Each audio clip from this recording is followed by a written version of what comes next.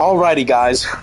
So, a bit of a late one, but if I'm being completely honest, I know because it's late, not a lot of people are gonna watch. Just because most of the people that watch my videos or streams, their time zones are different than mine. So, usually once we get into like the 4:35 p.m. and on, not very many people watch, and that's fine. If the stream ends and it becomes a VOD later, it's easier to watch for everyone, so I'm fine with that. I was gonna do something different and start a new series today because there was something that came out 2 days ago when I wasn't streaming, funny enough. Then I was like, yo, this would be fun. But I know not a lot of people are gonna watch because it's late, so I'm gonna save that for tomorrow. Tomorrow's stream might be a little short too because I'm gonna have company over, so I'm gonna knock it out before the company comes over. We're gonna do the stream. We're gonna end it before my company comes over. But because a lot of people I know ain't gonna watch this probably, whether it's a stream because it's a little late. I'm just gonna do Halo. We did part 1, and I think there was like a good amount of people that watched, but this is a little bit later. I'm starting extremely late. I meant to start earlier, but stuff got in the way. But we're going to start it, and we're just going to do how much we can. We are on the Truth and Reconciliation. I don't know what mission that is, speaking of which I should look that up.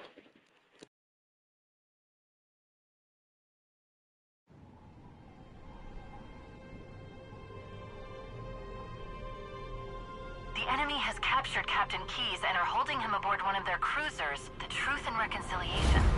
The ship is currently holding position above the other end of this plateau. So how do we get inside the ship if it's in the air? The Corps issued me a rifle, not wings.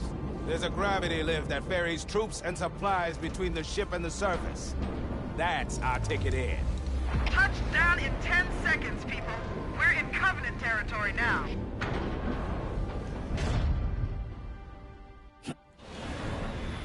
According to the topographic surveys I've obtained from the Covenant Battle Network, we should be able to access the Covenant cruiser Truth and Reconciliation on foot. Head through the series of plateaus and foot trails up ahead. Okay, so this is mission 3 of the actual Halo 1 campaign. There's 10 missions in the campaign. We might finish it today, actually, then, or tomorrow. We'll see.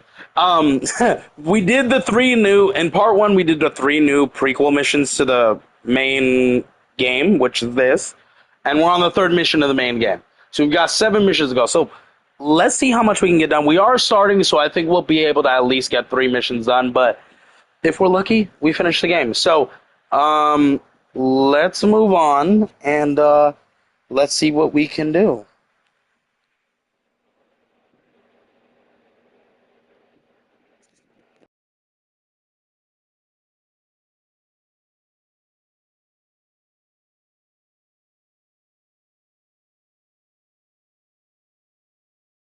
Okay, so let's hop in. Go, go, go!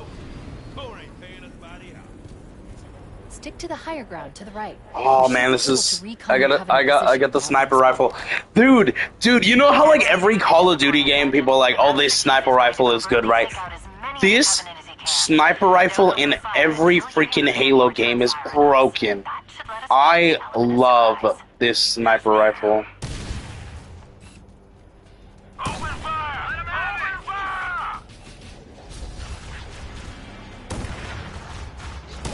How did I miss, bro?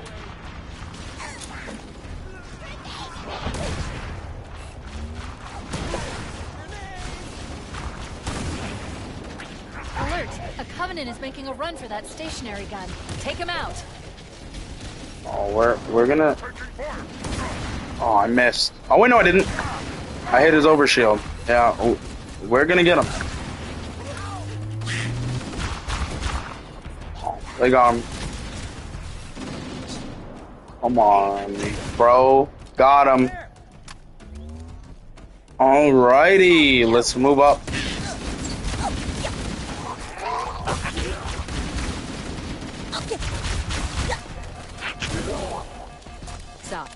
Motion tracker shows movement around the next bend. Put that shield up.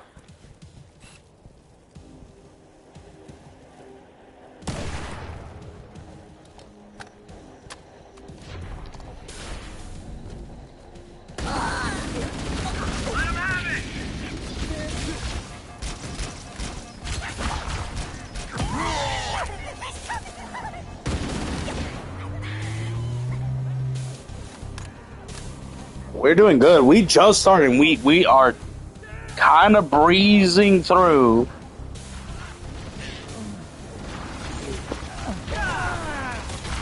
Whoa. Not see you. Did not see you. Oh my god. That actually made me a little angry. I did not see that grenade. I didn't see them throw a single damn grenade. Man, I was on a roll. I was actually on a roll. That actually is disappointing.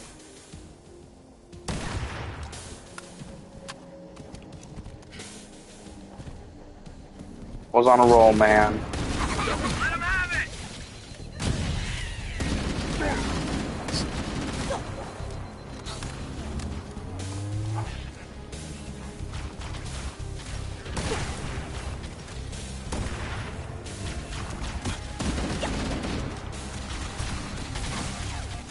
Fuck.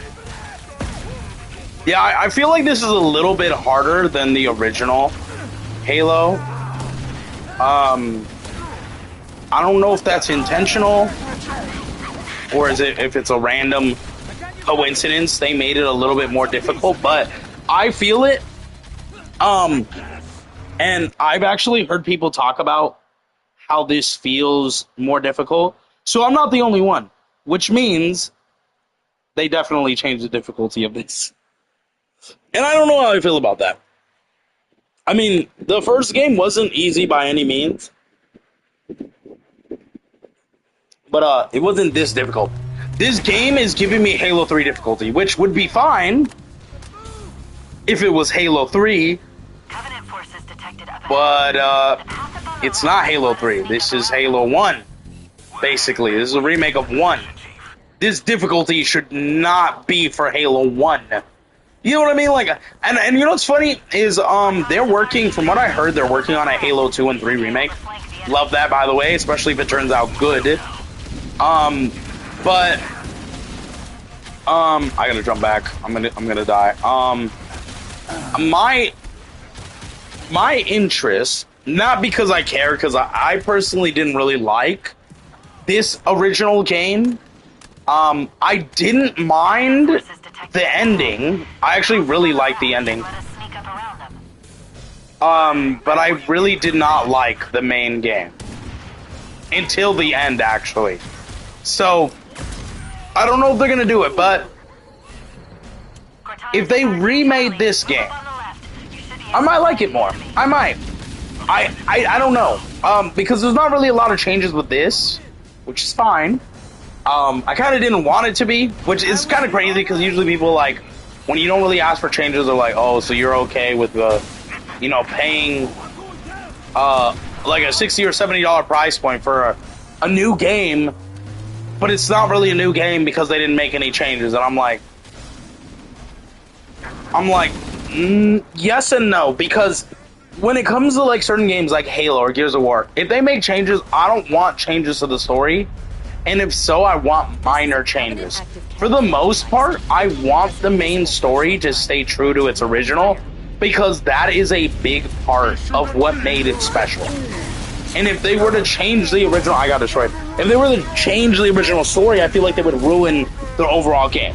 Now, granted, and I'm going to use this game as an example, this one doesn't have multiplayer. So that's a little sad, but understandable. And because it doesn't have multiplayer, that's even more of a reason why I don't want them changing the story drastically. I kind of want it to stay true to itself so that it turns out to still be a good remake. Now, funny enough, I think a lot of people are shitting on this game. For one, I just recently learned today, out of all the people on PlayStation, apparently I'm one of the minority, because only 1% of PlayStation players picked this game up and decided to give it a shot, which is just sad for me as a Halo fan.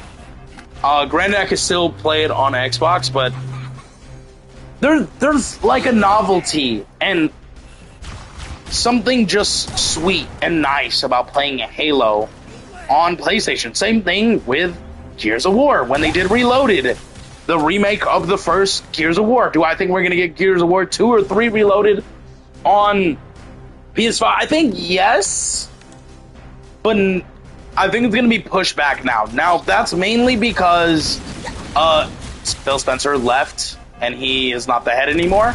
It's this girl or lady called Asha Sharma, which I guess she was head of a department, but now she's the head of Xbox. And I do think she's been doing her best to make better choices for Xbox.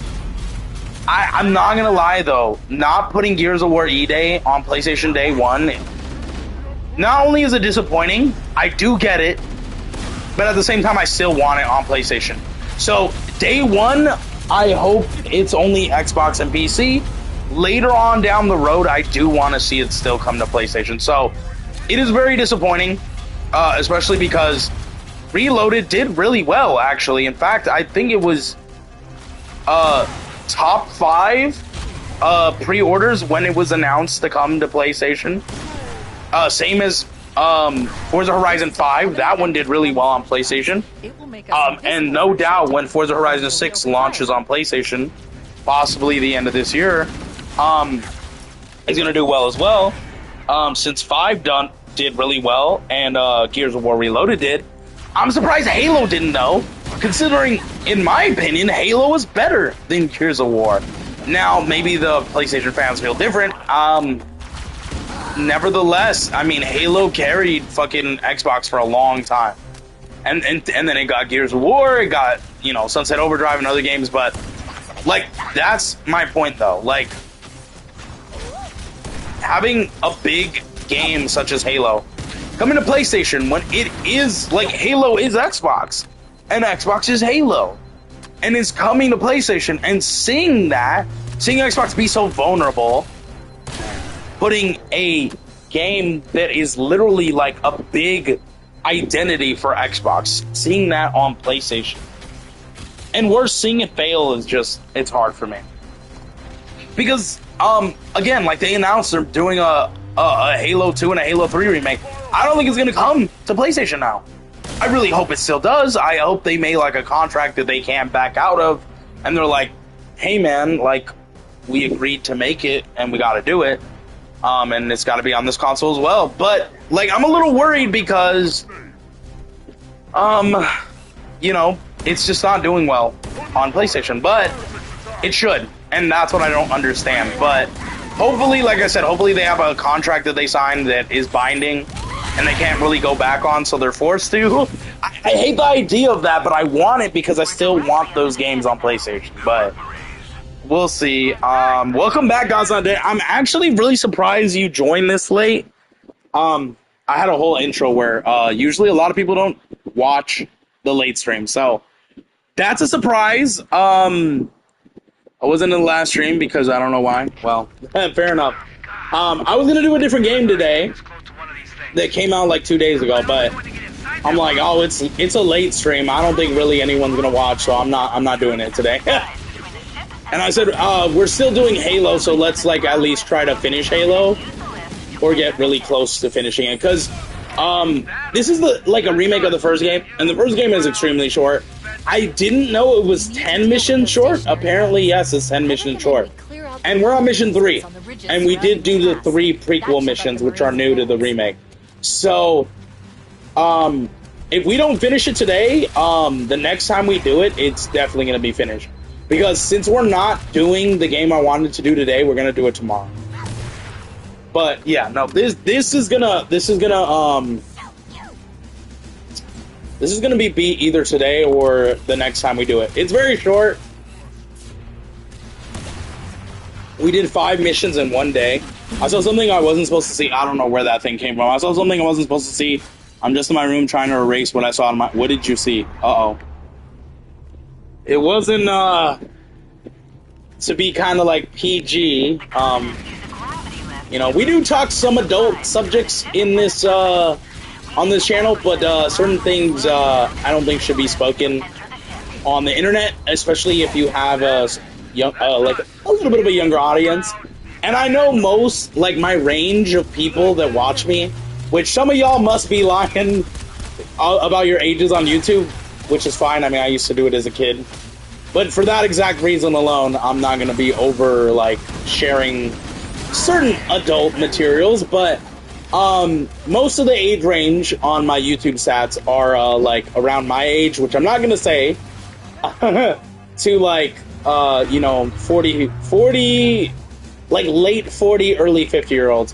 Which I'm actually impressed that people around that age vibe with me and my content, which is a surprise, but I saw a very inappropriate drawing of my brother's partner.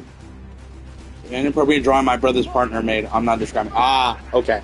Well, good. Yeah, no, definitely don't describe it. I was literally gonna say, like, you didn't see your parents getting jiggy. If you don't know what that means, I'm not saying anymore because I don't want to get explicit, but when I was young, I happened to walk in on my parents multiple times. Not my parents, but my mom with her boyfriend, because she got divorced from my dad at a young age, but with her boyfriend doing stuff. And me and my sisters kind of had to live in that environment because even if we didn't want to see it, we heard it. Our rooms were right next to hers, and she was very loud. So we were traumatized as kids. So, yeah, that was not fun, but oh well. That's what I thought happened. I'm glad it wasn't that, but I'm also not glad because that drawing thing is still a bad thing. Where? Are you the last one? Oh my god. Hold on. You know what? Goodbye. What? Oh my god. There's so many. There's so many. Oh, they stuck me with a freaking grenade. Are you serious? Yeah, that's a little traumatizing, actually. How did you see it? Was it like on the freaking table in the living room? If it's in a public place like the living room or the kitchen, they need to move that into their room. That is private business that should not be seen by anyone else. That's not okay. What the fuck? I mean, excuse me, but like, literally though, what the hell, man? I'm assuming your brother is like older, right? Like he's like an adult or like a teenager or something. Yeah, he needs to keep that in his room. That's private. What the hell, dude? Stop hitting me. I'm trying to get a lock on. Somehow I got a lock on.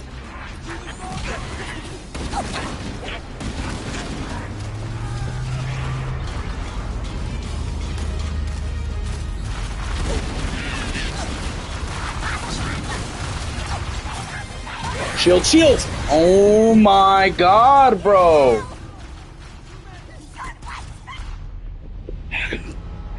Like I said, I definitely think they increased the difficulty from the original game in this game.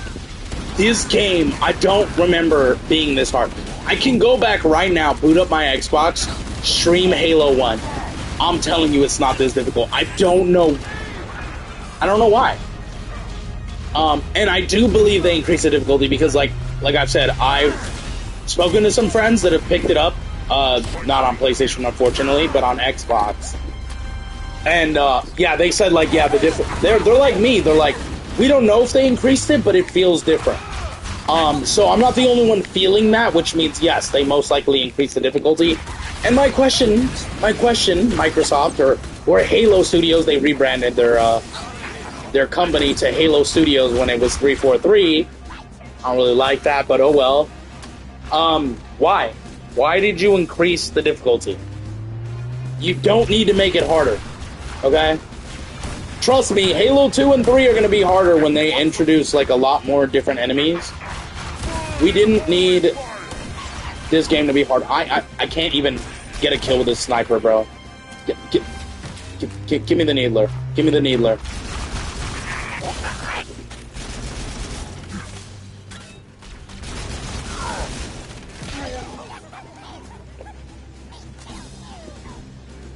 Are you? Nope.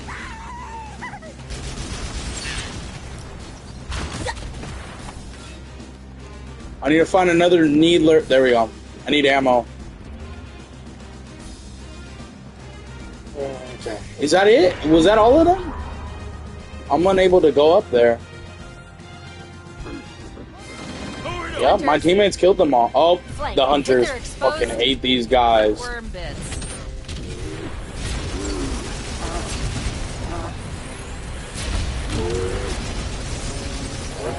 Did I kill one? I gotta run. Because these guys will kill me with no shield. I don't like these guys. I don't like the hunters in any Halo game. Like, I like their design and stuff, but they are definitely just... They're tanks. Annoying tanks. They're strong. Okay, that's one. My shields are down. Oh, boy. I'll figure out how to flank this guy, bro. Oh, he still got me. You see why I hate these guys? They're so freaking strong. And they're the only way to really beat them is to get their weak point. Their weak point is behind their armor. It's literally their backside. And y'all saw how hard it was just to get behind them. I'm about to get them as they drop. Flank and hit their exposed worm bits. Okay, I got one. I got one right off the bat, which is good.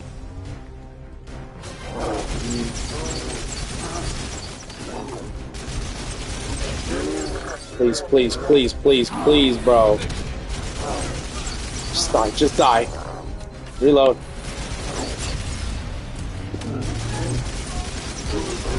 Thank you! Cortana to Echo 419. We've reached Oh, almost wasted all my ammo. I gotta find like another needler or something. Copy that, Cortana. Hold tight. Okay, Captain. that's a little bit. I'll get a little bit more. Okay, I'll take that. Now where? Where do we go? Up here? Echo 419 inbound. This is the drop zone, right? We've secured the area. Let's square away the grav lift. Marines, prepare for boarding action. Once we're inside the ship, I can home in on the captain's command neural interface. He'll probably be in Okay. or near the ship's brig, which should narrow our search.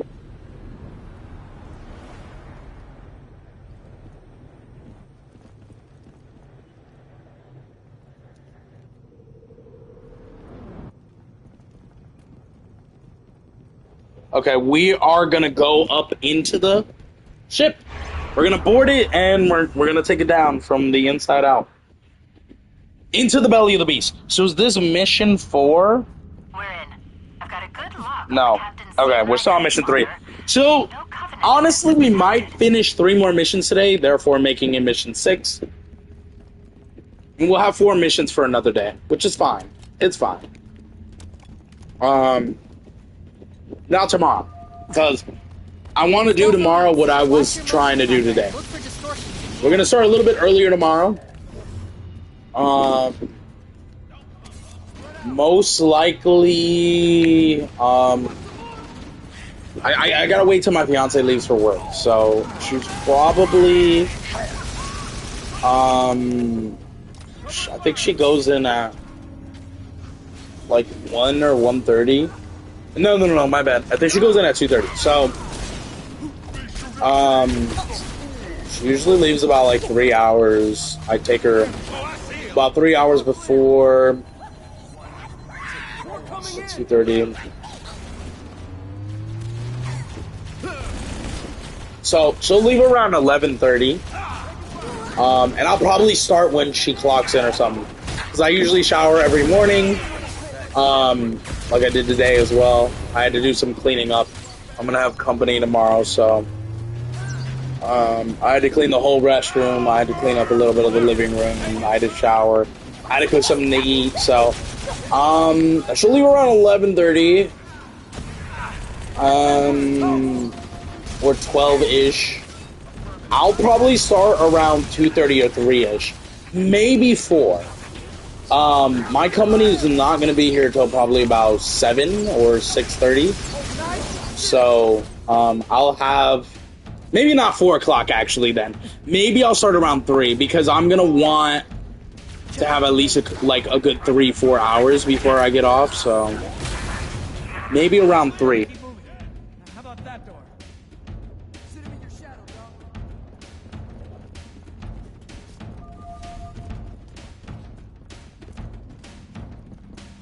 The door's locked, sir. I can't bypass it. Can't get through here. Let's head back to the grav lift bay. The side passages should provide an alternate route. We'd be sitting ducks in that narrow space. You can hold this position if you can find a way. Let's head back to the gravity lift, I guess. And hit the ship's brig. Chief, let's see if we can find a way to open this door.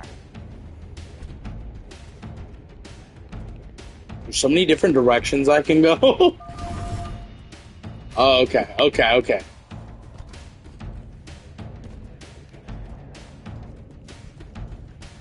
But yeah, I'm having coming over tomorrow, so I'm instead of not streaming, which I was gonna do, but I'm like, I've already skipped like 2 days. I'm gonna stream. It's just gonna be earlier. I gotta wait until they come out of work. So unfortunately, it's a good while. So I'm just gonna stream like I normally would. I'll stream for like a good 3, maybe 4 hours, and then we'll call it a day. Just so I can prepare myself for when they come over. Gotta make sure everything is still clean and ready. Okay, we gotta go that way. Wait, that's the locked door down there. The Marines are waiting on the other side. The controls to open it must be somewhere in this room.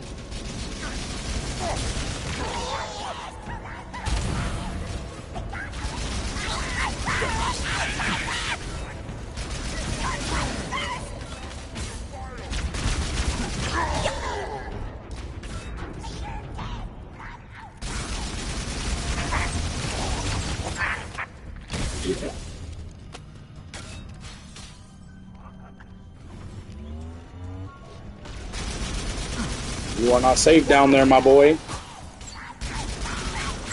Do I just jump down? Yeah.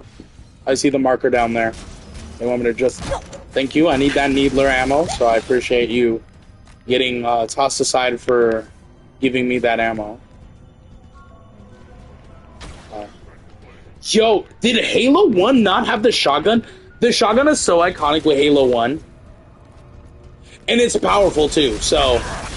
I'm really surprised there's no shotgun in Halo 1.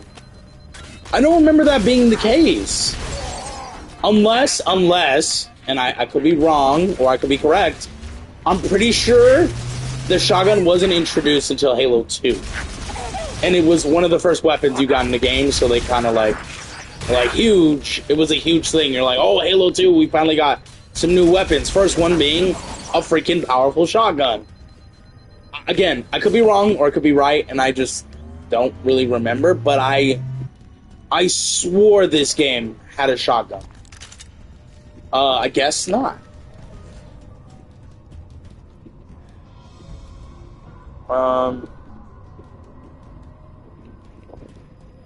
Not this way, it's this way. Wait, what? Oh, we have to hit a button. Okay, over here now. Oh my god, more guys are... Oh, those are my teammates. I don't know why I was shooting them. Alright, let's go this way. I want us to go that way. I want to look around. This whole game, I've been looking for skulls. For anyone who doesn't know, skulls in a Halo game could be found. And they basically do different game properties. They're like, I don't really know how to describe them, but like one skull will have like unlimited ammo. Just, you know, you can go do like a legendary difficulty with unlimited ammo and just go crazy wild and have fun with it. Or one skull will be like a challenge. They're basically like challenges or just fun little ideas. Like one will have big heads. I think Halo 3 had that, and that shit was very fun, actually. Big head mod with the skull. One of them will be like half ammo capacity, no shields, which no shields obviously make the game harder, so it's like a even bigger challenge for those people who think the game is still a little too easy, or just want more of a challenge. Skulls basically change different stuff like that, and they're very fun. They make the game even more replayable and fun. I haven't been able to find a single one though, which is disappointing, because I've actually been looking. So, I don't know what the hell is up with that. Maybe I'm just not looking right. I don't know. Whoa, what the hell killed me? Okay.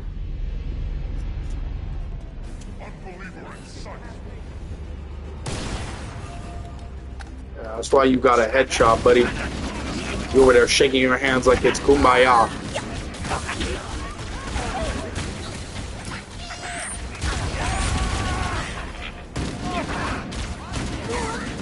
Can y'all stop shooting?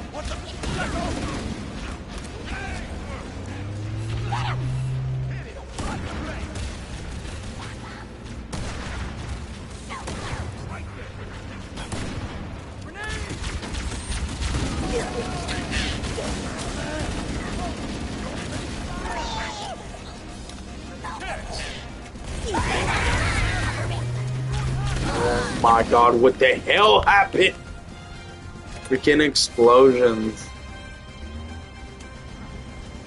We got a wraith now.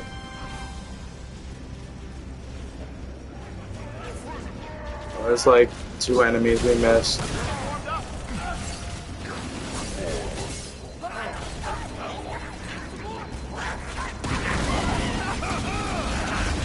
Never mind, there's not 2 enemies we missed a lot. I don't know where they spawned from. They literally just came out of nowhere.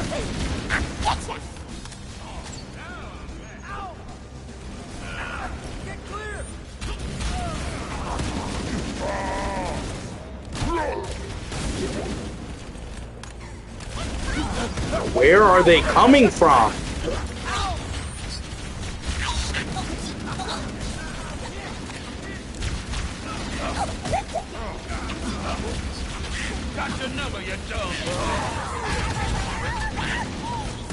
What is going on? Oh my god, they just came out of nowhere!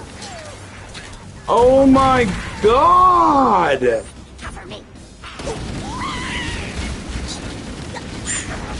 Freak! Talk about spawning out of nowhere.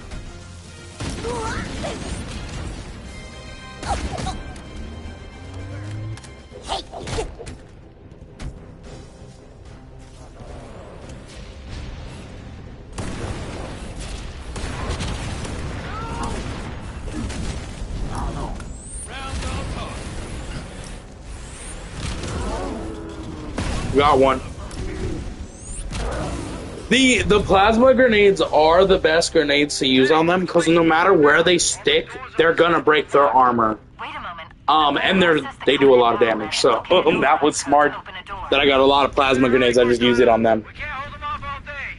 Working on it. I'd like to see you crack a 128,000-bit modulating encryption key. Okay, where are we going? Got it. The door is open. Right here. Everyone can move Okay. now. I can't guarantee that it won't lock. Finish off the Covenant threat. Okay. Taking fire.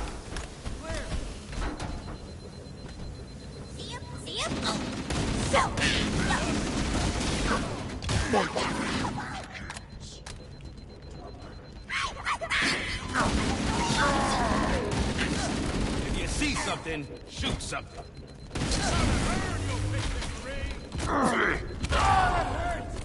Who the hell smacked me? Was it a grenade? I don't like that. What the hell happened here? Yeah, pour it on, man.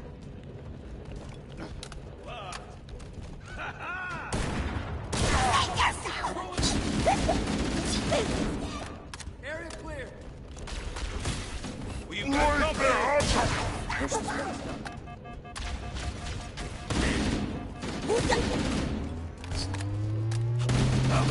What's wrong with you? I need my shield back up.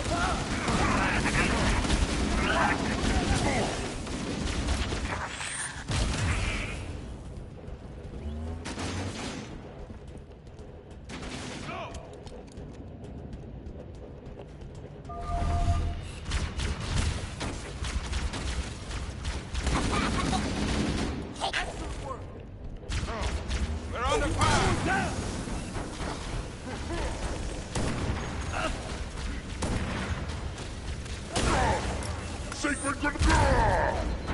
Oh, damn, someone got him.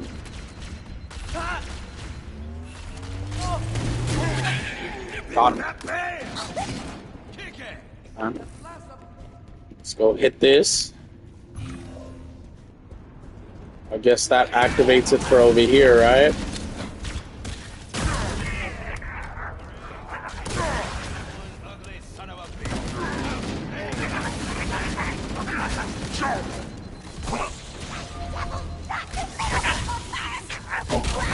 Ooh, hold on. Bro had the exploding grenades. I gotta watch out, watch out, watch out. Okay.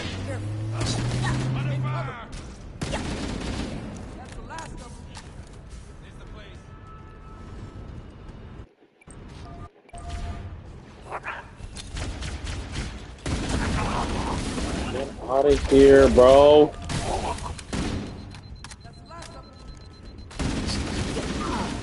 Taking fire!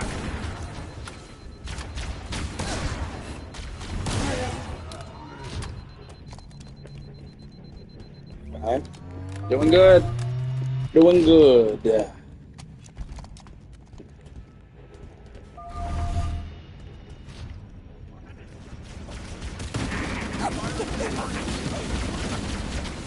Excuse me. Hey. You can't go around.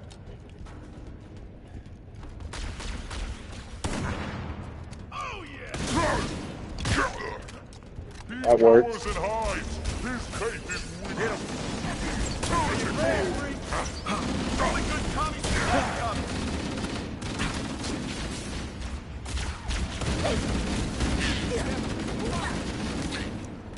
I'm taking notes over here. I'm clear. Oh, we're kind of breezing through. Gonna feel that in the morning.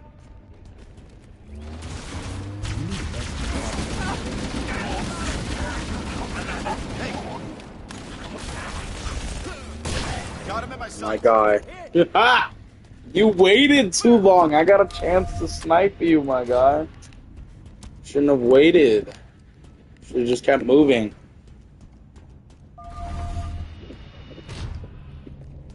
Yeah, but let's see. Look, I'm enjoying myself with the story. It's really sad to see not a lot of people on PlayStation care to check it out. I hope with the sale that changes. But we'll see. We will see. And I hope, like I said, I hope they still have like plans to at least do the second and third remake and still bring it. Well, I know they're still gonna do it, but I hope they still bring it to like PlayStation. Like, I do think those games will probably do well. Again, this is a remake of the first game. The first Halo isn't my favorite. It's not a lot of people's favorites. It's just not that memorable. I mean, it was the beginning of like a lot of stuff for Halo in the universe, This but looks like the ship's command center. if I'm being honest, it's lacking. There's not a lot of big moments. Like the biggest moment being Master Chief getting, brought out of cryostasis was probably the biggest thing. You're like, oh shit, he's about to get to work. Like, that's it. Like, I don't really think anything else was big. I mean, yeah, the ending, of course. Every Halo ends on a big ending.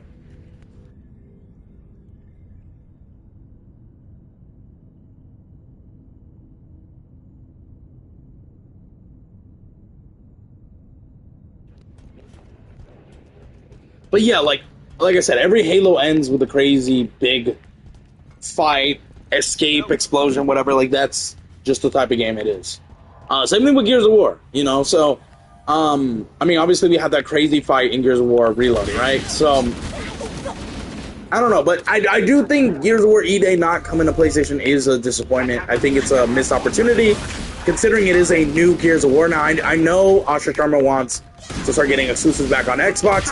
You can still do that, okay? Going back on the plans that Phil Spencer made, bringing Halo, Forza, There are you know, multiple detention all stations. these, Captain must be one of making them Xbox exclusive again.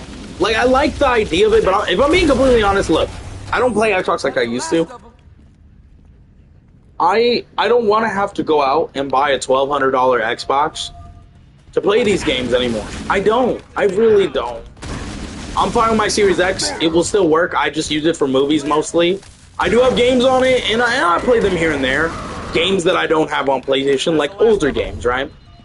But I don't really buy new games on there unless I enjoy them a lot on any other console I play. To go pick them up on all the consoles, like Lego Batman, right? I bought it on Steam after I enjoyed it so much on PlayStation, and maybe I'll buy it on Xbox. And the same thing goes with James Bond 007 First Light. I enjoyed it on PlayStation. Maybe I'll pick it again.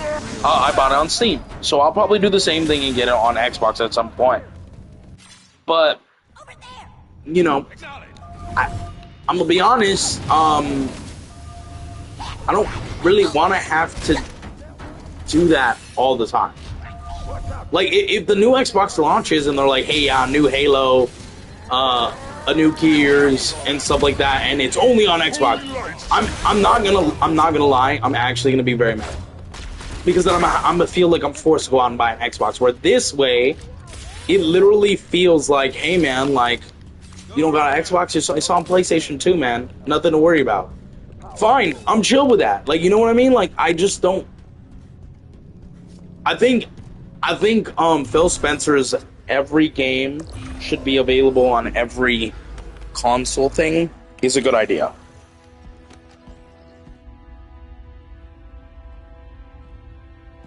I think that's a good idea compared to having exclusives. Like, I do love exclusives, but I think we're in a time now where every game needs to be available on every console.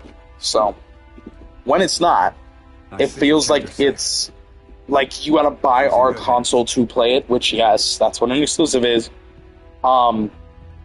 It just feels greedy. Like, these companies are getting more greedy, or they just want more money from us.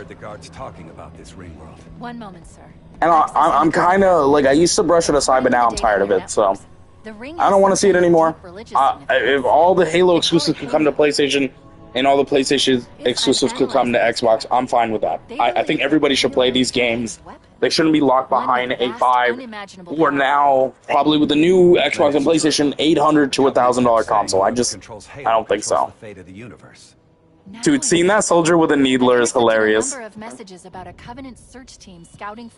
But yeah, that's just besides me. So, and because I play primarily mostly on PlayStation, I would love for all the Halo exclusives like Forza, like Halo, like Gears of War to also come to PlayStation, because I don't want to have to go buy an Xbox console just for like 4 games. You know what I mean? We need to beat the Covenant to Halo's control room. Marines, lock and load your weapons. Let's be ready to move. Yes, sir. Okay, all right, give me a second. I gotta go downstairs real quick to open the door. I'll be right back. Chief, I want you on point.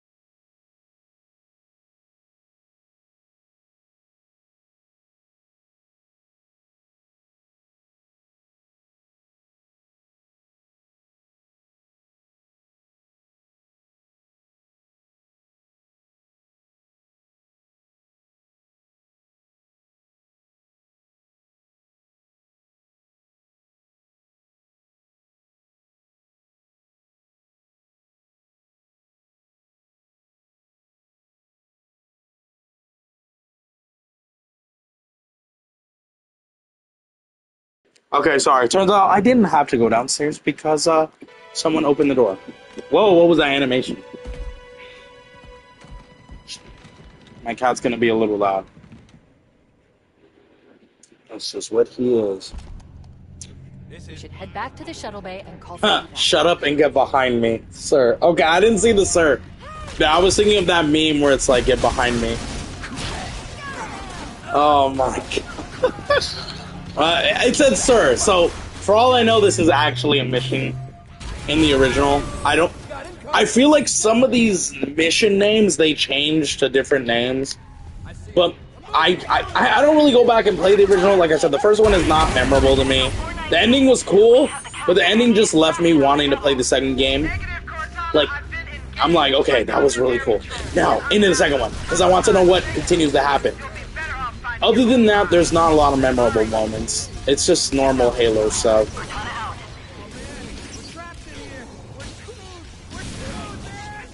Stow the... You got incoming. Sound off, Marines!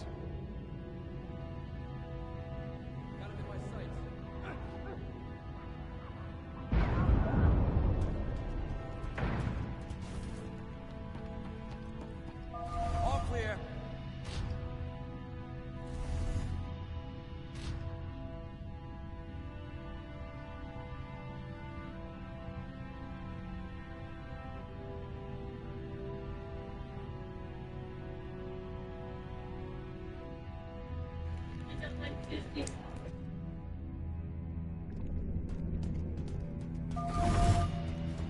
Cortana to Echo 419. We have the captain and need What line? What line? By Covenant Air Patrols, and I'm having a tough. Hit that like button and subscribe. Okay. You'll be better off finding your own route. I just died. Acknowledge, Foehammer. Cortana out. She got 50 waters from work. First of all, she's home early because she was feeling sick.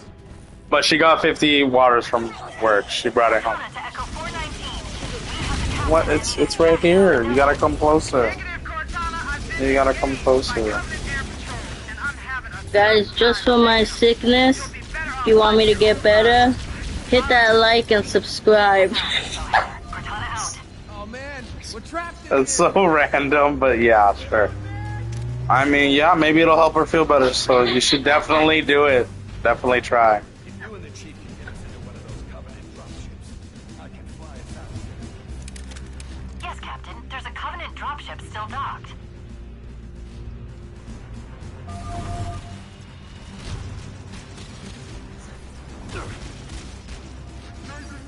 Okay. But yeah, back to what I was saying previously. This one is not as memorable, but I'm glad they remade it because like you can't just remake the second and third. Like you got to start from number one. But the ending was really good. It just really like if you played it when it first came out, you were left blue-balled, literally, because it ended setting up a lot for the sequel. And I think in between the first and the second, it was like a 3, maybe 4 year gap. So yeah, you were left waiting a while, and then when 2 came out, a lot of people fell in love with it. They loved it. I mean, I remember the midnight release for that, and it was crazy. So many people were so excited to pick up Halo 2.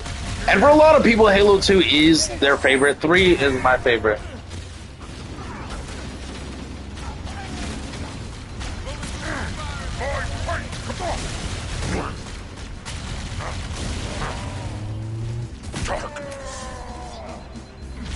But yeah, Halo 1 ended, kind of wanted you to play Halo 2. So if you played it on launch, you got screwed basically.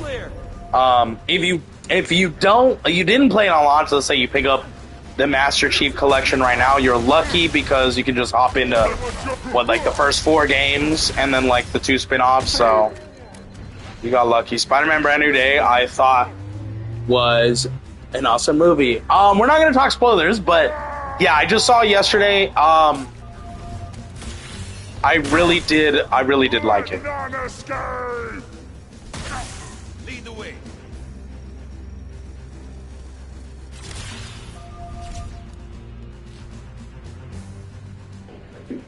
So yeah, we're not gonna talk spoilers. I don't really talk spoilers at least until a week after, if I do. But the movie just came out. I'm pretty sure there's still people going to see it. I don't want to spoil nobody. But yes, it was really good. I'm still thinking on it because, you know, so many people went and saw it and were so quick to say, oh, it's the best one yet. And I'm like, before I saw it, I was just like, nah, no, it's not, bro. Like, you're fresh off seeing it, you're hyped, you probably liked it, so of course you're gonna say it's the best, right? I like to give myself time once seeing something or playing something before fully, like, glazing it, because that's what people are doing. And it is a good movie, don't get me wrong on that, it 100% is, but I'm not sure yet. I need time to think on it, if it's the best. And funny enough, there's a couple reviewers that I trust and I follow, like Moist Critical. I saw his review yesterday, and he said the same thing. He's like, yeah, I don't think it's the best. It has a lot of comparisons to Spider-Man 2 with Tobey, which, yes, there are a lot of scenes that happen the same way in Spider-Man 2 with Tobey that in this movie, almost like they were trying to take that scene from Spider-Man 2 and try to do a little spin on it, or try to do it with Tom Holland and see how it does. And they were good. I like them. There's a lot of moments in here that made me cry. I remember telling my friend, because he was supposed to see it on Friday, but he fell asleep after work. I told him, I cried like 3 times in this movie. And going into this movie, I didn't know I would cry at all. Except for like one moment. And this was because this one moment, from what I heard, was supposed to be in the movie. It was like leaked. And I'm not going to mention what it is. I'm not going to even mention what the leak is. Because then, if someone who hasn't seen the movie is watching, and they're like expecting this to happen, and I just spoiled that it's not in the movie, I don't want to do that. But let's just say there was a moment that was leaked a while back, like the end of last year, kind of leading up to this movie, like so 6 months ago, I guess. And even the lead up to this movie, so many people.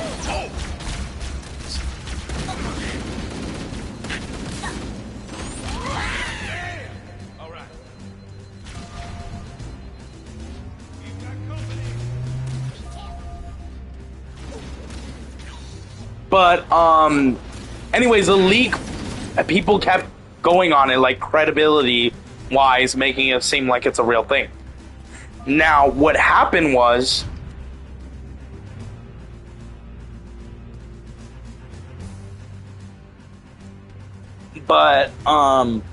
anyways, like, I thought it was more credible, because many people, especially,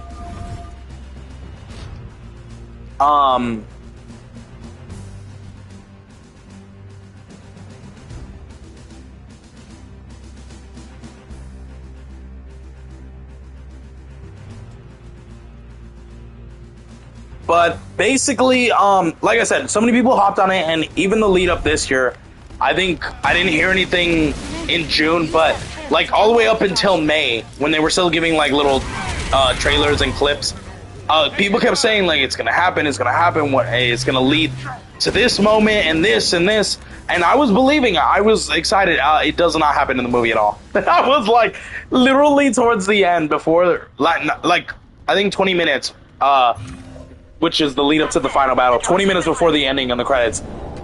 Beyonce looked over at me and she was like, so where's the... And I was like, I guess it's not in the movie. Scrapped or something. So they have a lot of explaining to do leading up to Tom Holland and Secret Wars. There's a moment with that. But I loved it. I did love it. And right now, this is like a day after, I'm kind of leaning towards yes, it is the best Spider-Man movie. Because before this movie, it was No Way Home for me. And I talked to my friend about it, and he said the same thing. He's like, look, No Way Home is kind of a disaster. I don't think so, actually. I think when people call it a disaster, it's because, you know, the story's all over the place. It doesn't really have like a mainline plot. First they want to do this Doctor Strange thing, then they want to do the 3 Spiders thing, then they want to do this. Like, I get it. I do get it, but I think they're all kind of tied together, so I don't really see them as 3 plots. But I will admit that the story is kind of like, it's like, it's flippy-floppy. Until the end where it kind of starts to piece together-ish, but, you know, I like it for a lot of moments. I'll mention what I mentioned with him. Aunt May dying was huge. It was like Uncle Ben, but with Aunt May. Him almost literally beating Green Goblin to a pulp. Killing him was huge. Like, obviously the two Spider-Man had, well, Tobey had to help him. Like, saying, like, it's not worth it, don't let your anger take over. And then the emotional moment afterwards of losing Aunt May and how he's trying to deal with it. And then the other two Spider-Man kind of saving him from that. And then the ending, ultimately, with this like, having to reverse the spell. And him losing MJ and Ned, like, his best friends because of it. And everyone forgot about him. It was just a big moment. And I was just like, oh my god. Those moments made that movie such a special gem. That I was like, yeah, this is the best one yet. And I can't wait to see what they do with the next. And I was so excited. And even the snippet at the end of Christmas with Peter with that new shiny suit. I'm glad they changed that suit a bit. And they kept the red and blue, but they got rid of, like, the shiny... Huh?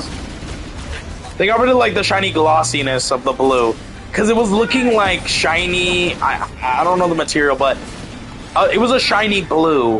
And I was like, I don't like that, man. Like, the red and blue isn't the problem. Even though I'm not a huge fan of the red and blue suit, there's a reason why so many people love the Tobey freaking Sam Raimi suit. I don't like it. I don't like it. It has too much webbing. And by webbing, I mean all those lines in the suit should look like webbing on the suit. For me, it's ugly. I don't like it. So no, it's not my favorite suit. My favorite suit is either the Amazing Spider-Man 1 suit. I personally don't like the TASM 2 suit because the goggles they changed. I did like the black goggles. If they went back to the classic looking feel of the Spider-Man everyone knows, which is the whitish goggles with like the red and blue. And I don't really have a problem with that, but you should have started the first movie with that. Why give us a cool new look for Spider-Man in the first movie, just for the second movie to, like, change it? I don't like it. I didn't like it. The first one is my favorite. And for Tom Holland, it's the black and red. At first, I was like, black and red don't look right. It grew on me. I don't like the No Way Home golden red. I thought it would, or not golden red, golden black. I thought it would be cool at first. And on the toys and stuff, it looked really cool. In the movie, it literally was him turning his suit inside out. And it looked like a data chip. It looked ugly. I get the purpose for it, but it was ugly. I don't know why the hell they did it. Maybe it's just the fact that it looks so... Like, you ever touch, like, a fabric or something and you can feel, like, the details on it? That's what it looked like. And I didn't like it. If they kept, like, the toy feel where it just was like a suit and it didn't feel like anything, and maybe it didn't look like a data chip, I would have been fine. It didn't look right, and in movie, and I hated it. And I don't even like it in the Spider-Man games. I absolutely hate that suit. But I like the red and black. The Iron Spider suit, I liked, especially in the ending where he kind of tweaked it with the red and black suit. Loved that suit. So that one was probably, like, my favorite. But I still just like the OG red and black. This one is not bad. I will say, if the Tobey suit was this, I probably would have said it's the best suit. Well, that was until Tom Holland got the red and black suit, but unfortunately, Tobey's has all that ugly webbing in, and I can't justify that. But this one is good. This one is a really good suit, and I like it. At first, the cartridges looked too big on the suit and kind of stood out too much for me. That I'm like, oh, they're gonna be like something I always see when he's swinging, and I don't want that. I want it to just feel like fluid, like it's mixed with his suit, and it's not a different part of his suit. However, he does a couple things in the movie with him that are really cool. I'm not gonna spoil anything, but like I said, a week after, if you want spoilers, if I'm still on that hype, but the cartridges are multiple purposes other than just swinging with, which are really cool. They are attached to a suit, and at the beginning, yes, they were big. They were noticeable on his suit. Towards the end, I kind of just, it's like they were not there. They morphed in with his suit. They were still big, but in the action scenes and stuff, you just really didn't see it as often as you did at the beginning of the movie. It kind of just melted with the suit, which is fine, exactly what I wanted, but, you know, so I guess I didn't really have anything to be worried about.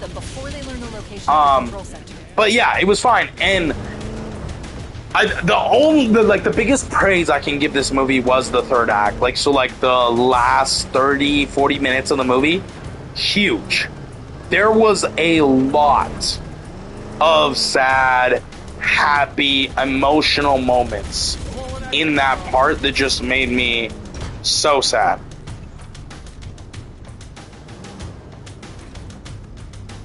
We're clear.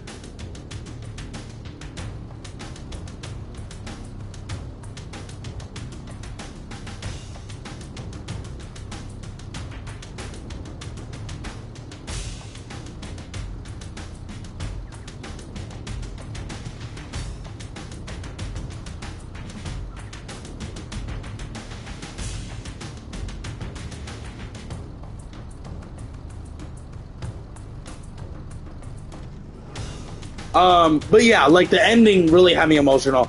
And I mean, this is kind of like not really a spoiler. I feel like everyone's talking about it. Even with her role kind of being hidden till like literally like 2 days before premiere or something, everyone knew, right? Or else she would have been everywhere with the marketing. So this isn't really a spoiler. I'm just not gonna say her name for the fact of, let's say no one heard the leak, but Sadie Sink's character, she doesn't really have a lot to do in this movie. Like, let's keep going. I can't really say much more than that without getting into spoilers, but let's just say there's not a lot she does, and she's more of like in the background. And when she does, there's more of like, and I'm watching what I say for spoilers.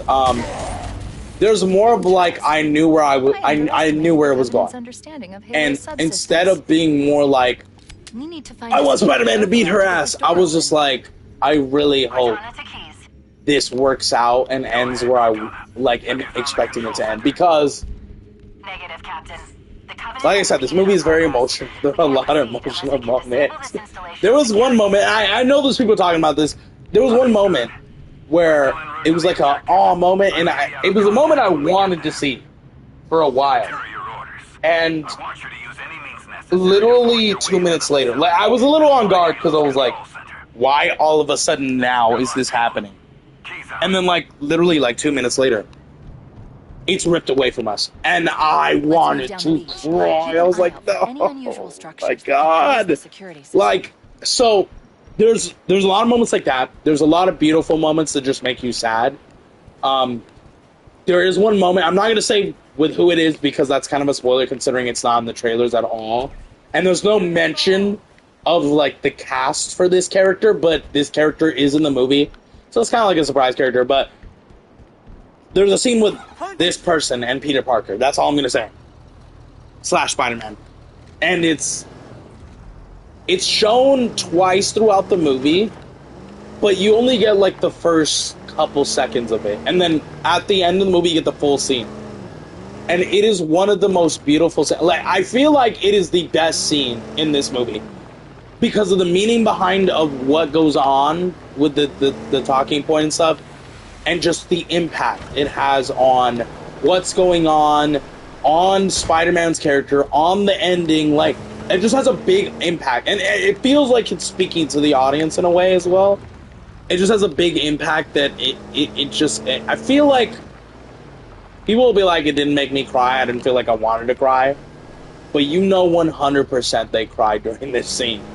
It's such a beautiful scene, and like I said, it was kind of out of left field seeing this character in the movie, and it was just nice to see. It needed to happen. It was so beautiful, and I absolutely loved it. So, but yeah, there was a lot of moments that made me cry. The fight scene with the hand, I'm not going to get into spoilers about it, but it was probably my favorite fight scene. It was so good. And I already knew going into the trailers that it was going to be a good scene. Every little snippet they showed us of that looked cool. From that webbing scene, which was already unique and cool to me, I knew it was going to be the best scene. And that fight scene was, at least for me, one of the literally the best fight scene. The Hulk scene with Spider-Man. It's not really a spoiler. There are moments in the trailer where you can pause it and you'll see. But Punisher is helping Spider-Man in that scene. I'm just gonna say that. That scene was kind of exactly what I expected. I mean, Punisher's bullets ain't really doing nothing to Hulk. I mean, it's Hulk. It was funny though, seeing him scream a lot. Like, what are you screaming at? Like, you're just shooting bullets and it's not even affecting. It was hilarious though. But I did like it. I will say I loved John Bernthal and Tom Holland's like chemistry. So I guess Spider-Man and Punisher's chemistry on screen was fantastic. I really thought John Bernthal and forgot his character name or his actor name, but basically Punisher and Daredevil. No, not him.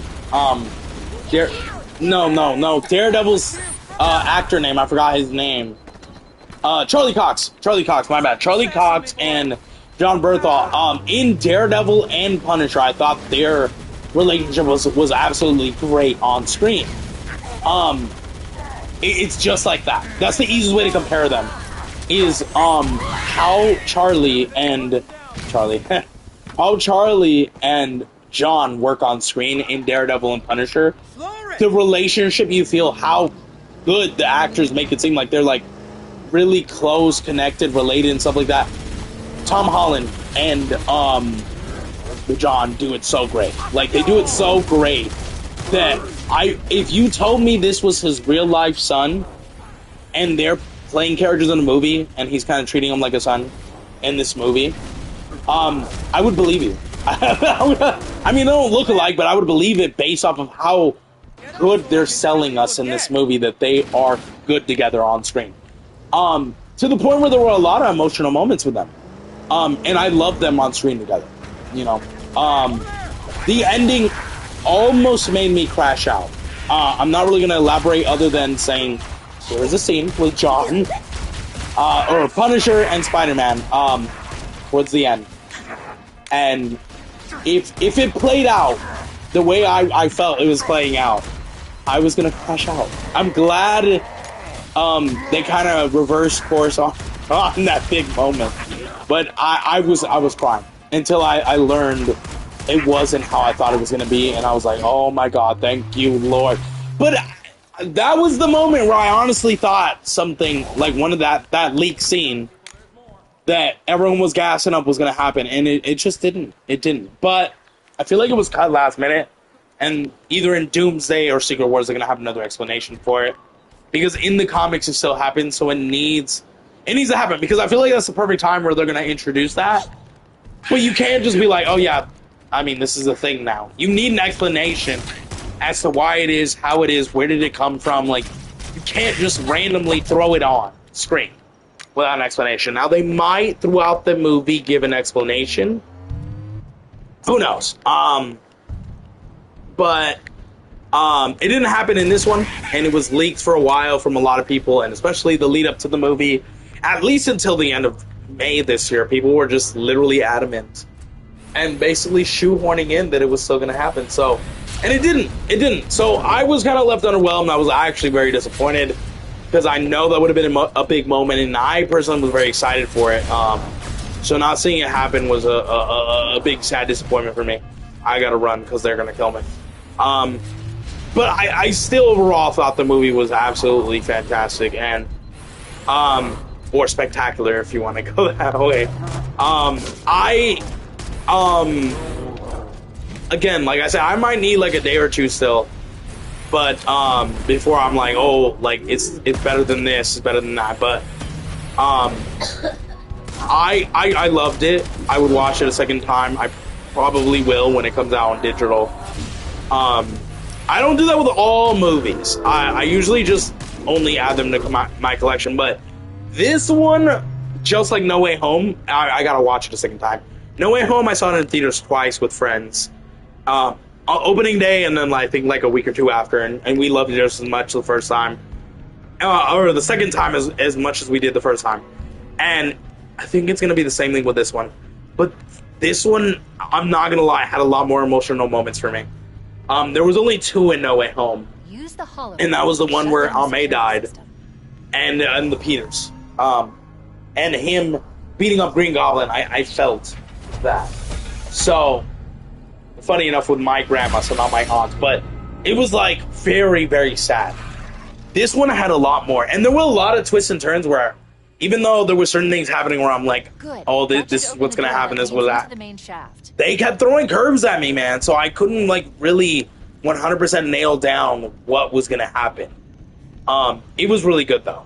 I really loved it. We need to go to the main facility. Right now, Let's head back down and the this will beach. probably change over time.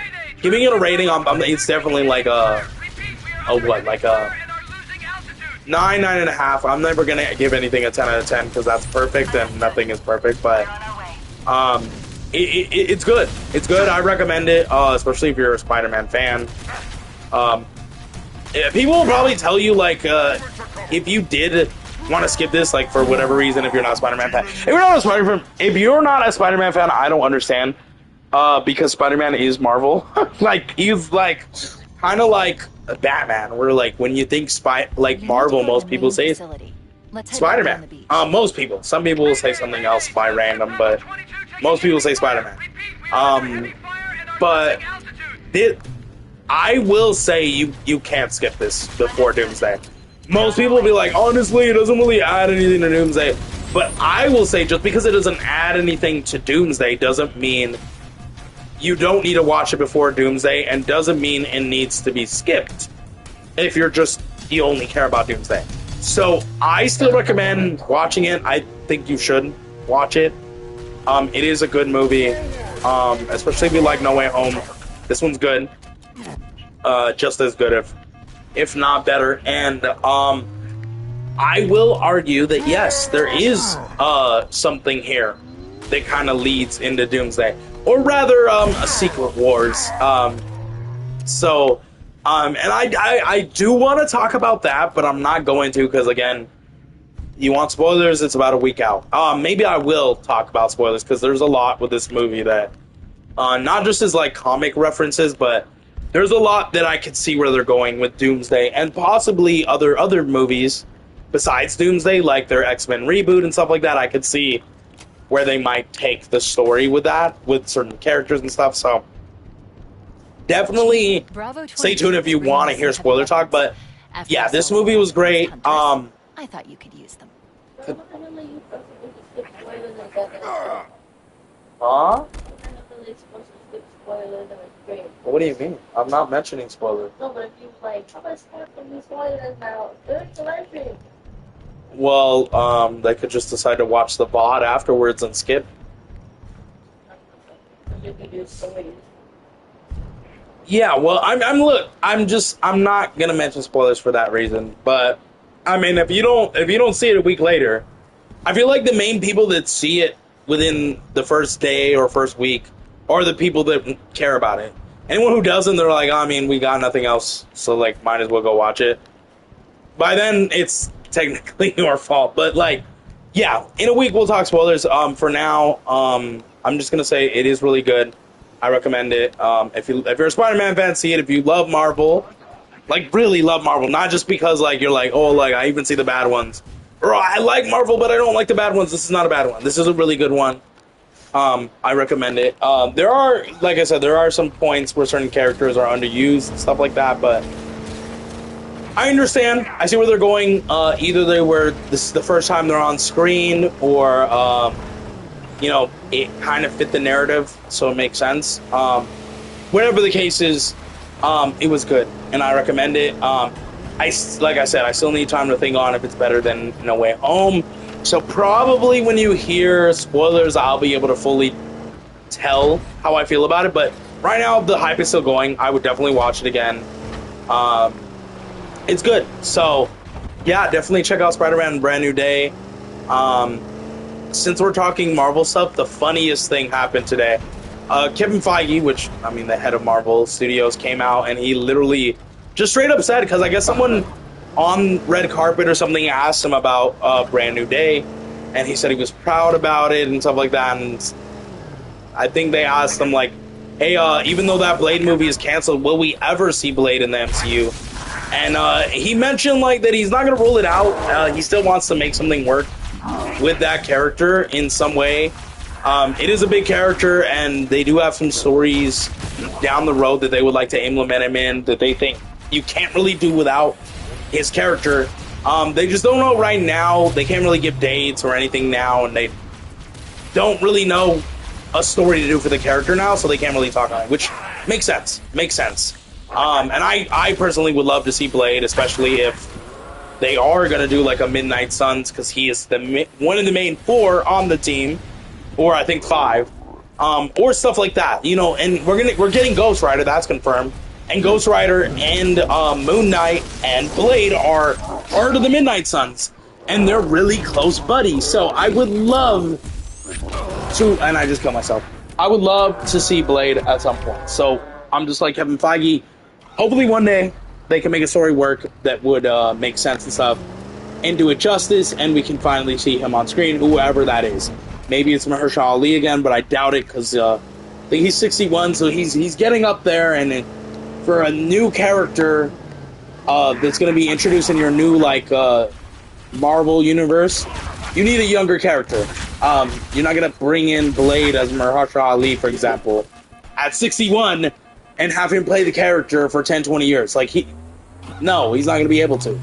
So, and, you know, from what I heard, he's a little mad because he had to turn down multiple acting roles because he was promised a Blade movie and stuff like this, and obviously he's getting older.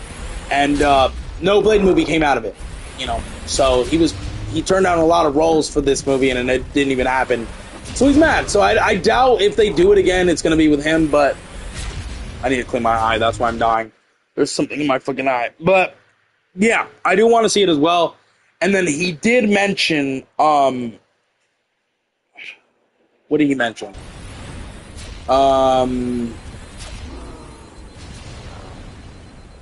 Was it involving Spider-Man?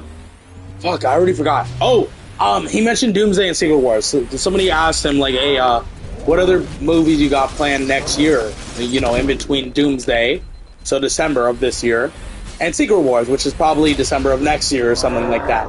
And he literally just came out and said, yeah, there's no other Marvel movie coming between December of this year and December of next year. So a whole year without a single Marvel movie until Secret Wars. Like, and a lot of people didn't like that. They were shocked. Some people were like, we would love to see like a Doctor Strange 3 in between. I'm like, yeah, that's why. It's not going to happen.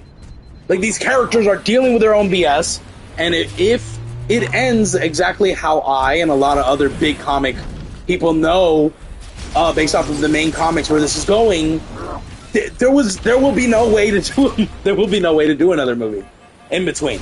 So, you know, he elaborated because someone said, well, why not? And he mentioned, like, the story that is going on is going to be so bleak and dark, that we want to keep that story, like, we want to keep you thinking on it. Kind of like with Infinity War and Endgame, except they did have some stuff in between. But we want to have you thinking on it. This is a big moment in some of what's going to happen in Doomsday, leading up to Secret Wars, and we think for story and stuff like that, I don't know how he killed me. These guys, every fucking Halo game pissed me off. They're so fucking tough to kill, man. And they kill you in like 2 hits. I fucking hate this. I'm just gonna say what I'm saying, because while I'm talking, I'm unable to concentrate. Basically, the story they're telling in Doomsday, leading up to Secret Wars, there's no way they would be able to do a movie. Certain characters are doing stuff. He didn't really go into spoilers, which makes sense. And I kind of want to, but I can't. But once you watch Doomsday, you will understand. And he does say that to end that sequence.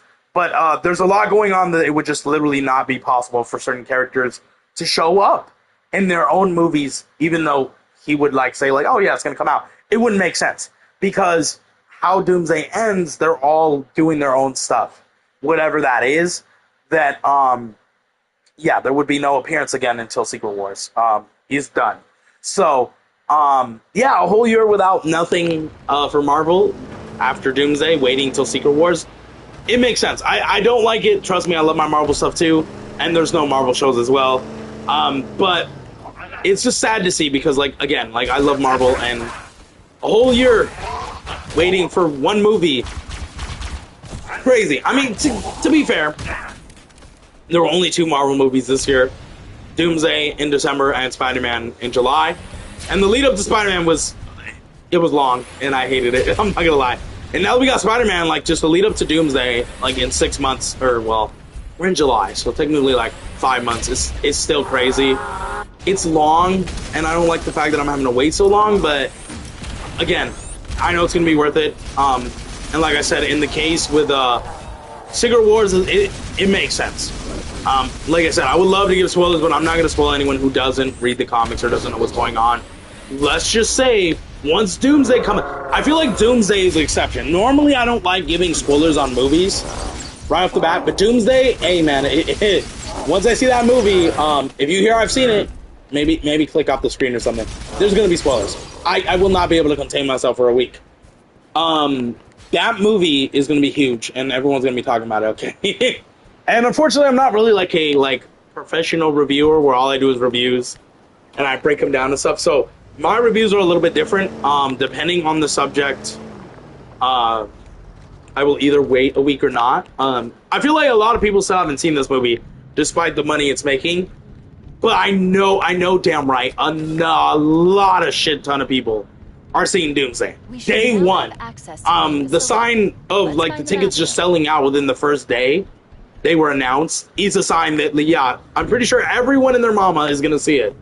For day one, or day 1 and 2. So, if I don't talk day 1 spoilers, it'll probably be a day after or the day after that. Like, 2 days max, I'm going to start talking spoilers, because by then, everyone who cares to see it has seen it.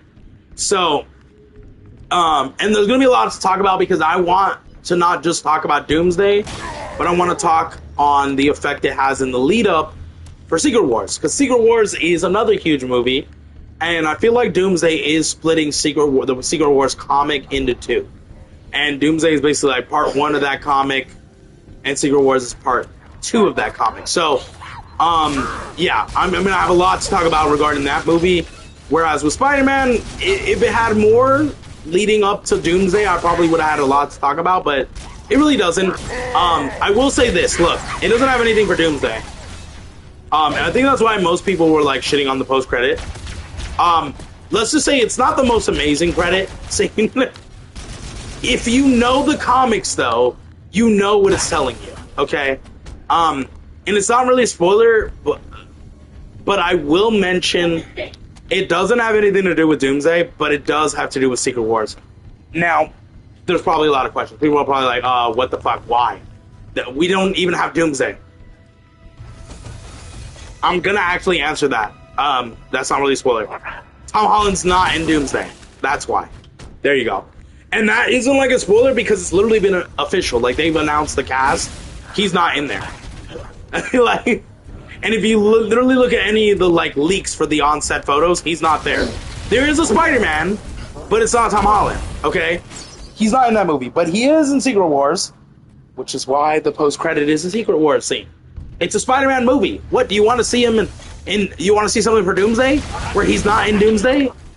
If it was any other movie, like I don't know, a Captain America movie, then maybe, yeah, having a scene for Doomsday would make sense, because Captain America is, well, both Caps.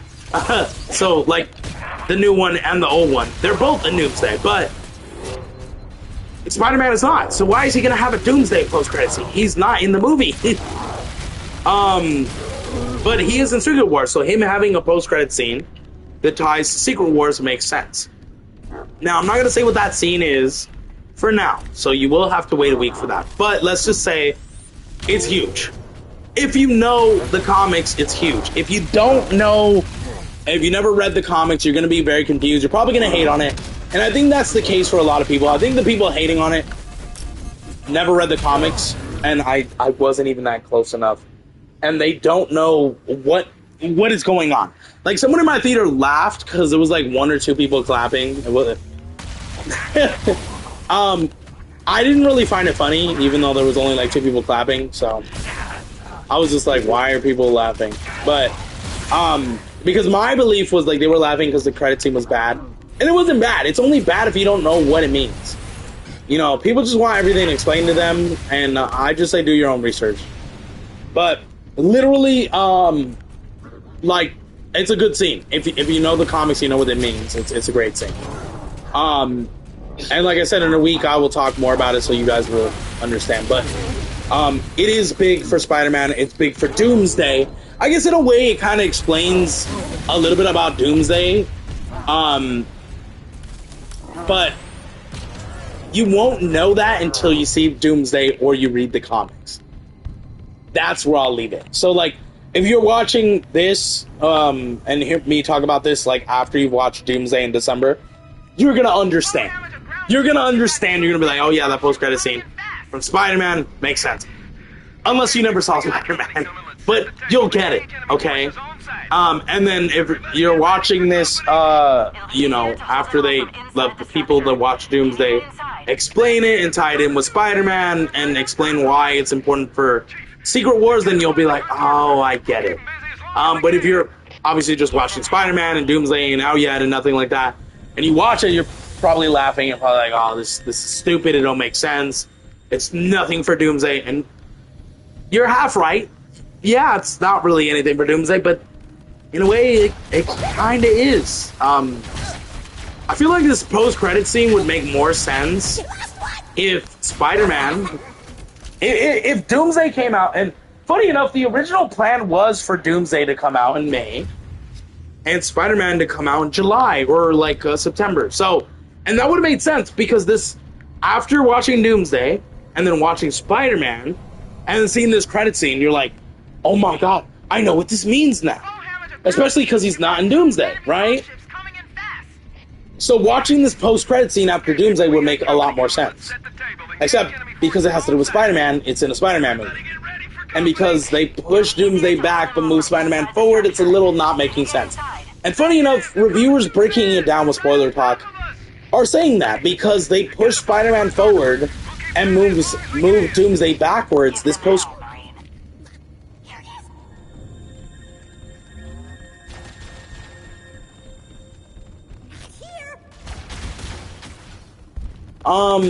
But yeah, and yes, I do think this post-credit scene was for at the end of Doomsday, and it just so happened to be in Spider-Man, because Spider-Man was supposed to be after Doomsday. So, it's a little bit of confusion for right now, but trust me, I think down the road people will make sense of it, and it will make sense. You will understand, and it will make sense for the way it is. It is still kind of dumb that they kept it in, considering, again, it only makes sense if you've watched Doomsday, which Doomsday's not out. But it's a Spider-Man movie, and it has to do with Spider-Man, so I'm like half understanding. It's just wrong time and place, but it is good. I do like it. It was a big reveal, and then when I saw it, I was like, oh, yes. So I'm even more, like, I know where Doomsday is ending, so...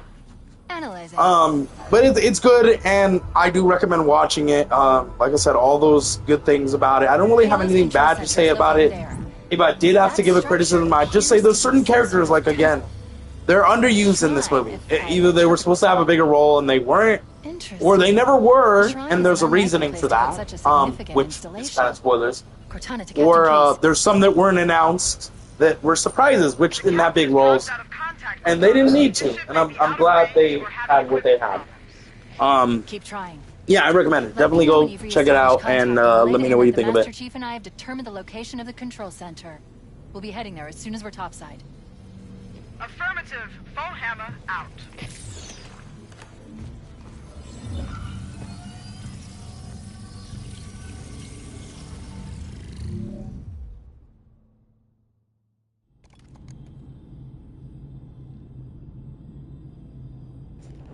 Okay.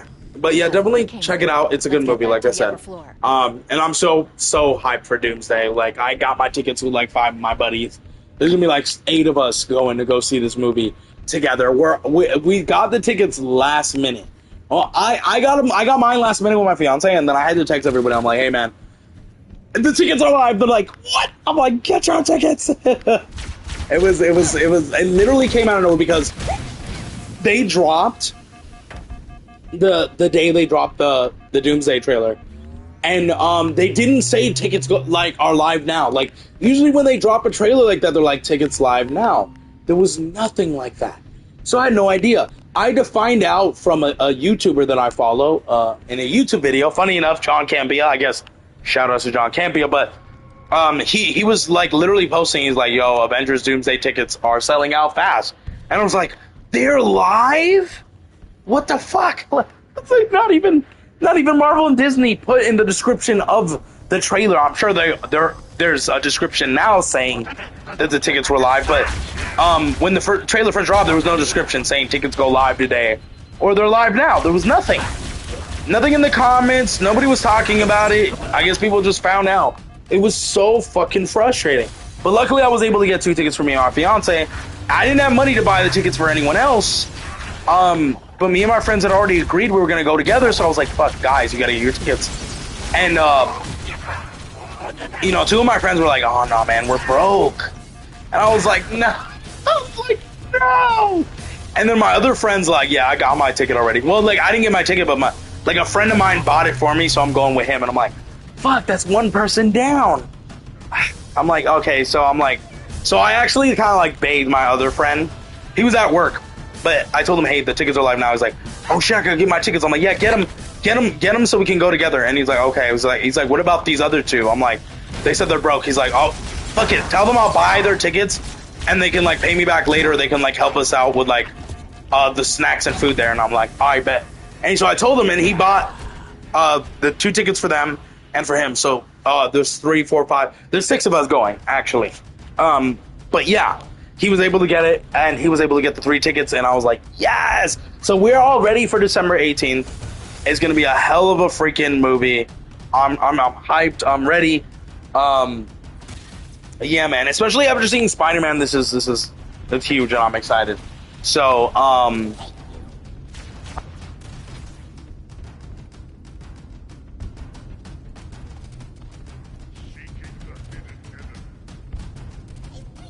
but yeah, it's gonna be big. Definitely stay tuned for when I see that. My fiance is making fun of me. I don't really appreciate that. Anyways, definitely check it out. Check out Spider-Man. Check out Doomsday. If you don't got your tickets, I pray for you, because you are gonna get spoiled. That movie, if you got spoiled for Spider-Man, I already feel sorry for you, because that wasn't even as big as it was led to believe. I mean, they weren't selling their tickets off the shelves, but Doomsday is going to get spoiled for a lot of people if they don't see it immediately. So definitely stay tuned.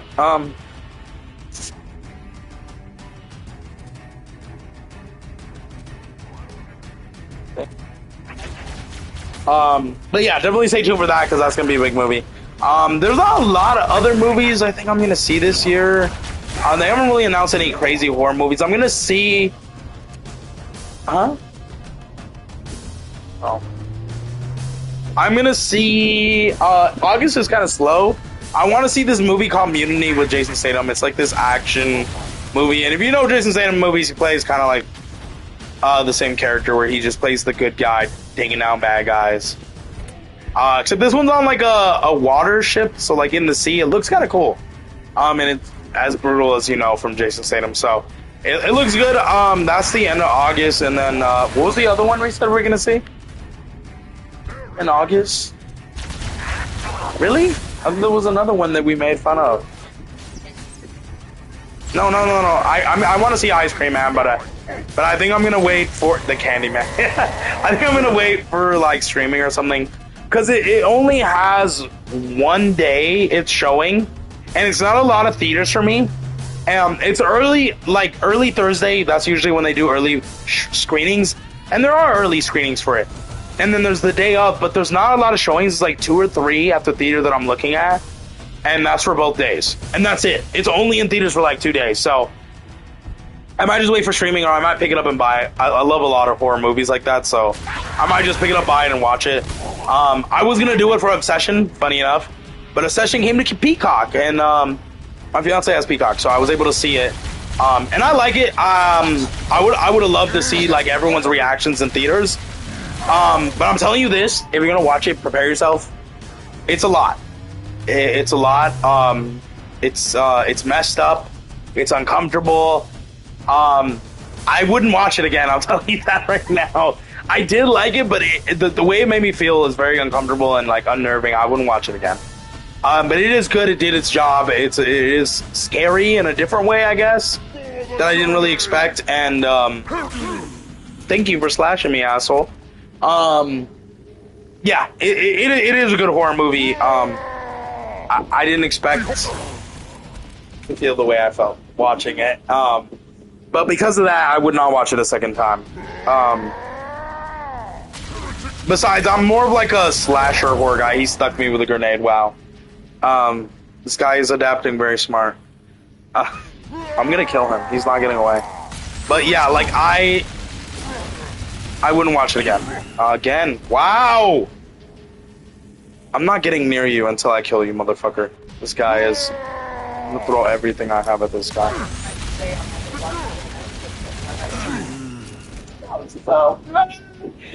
Look, I'm glad, and I mentioned this in part 1, I'm glad they made the energy sword still strong.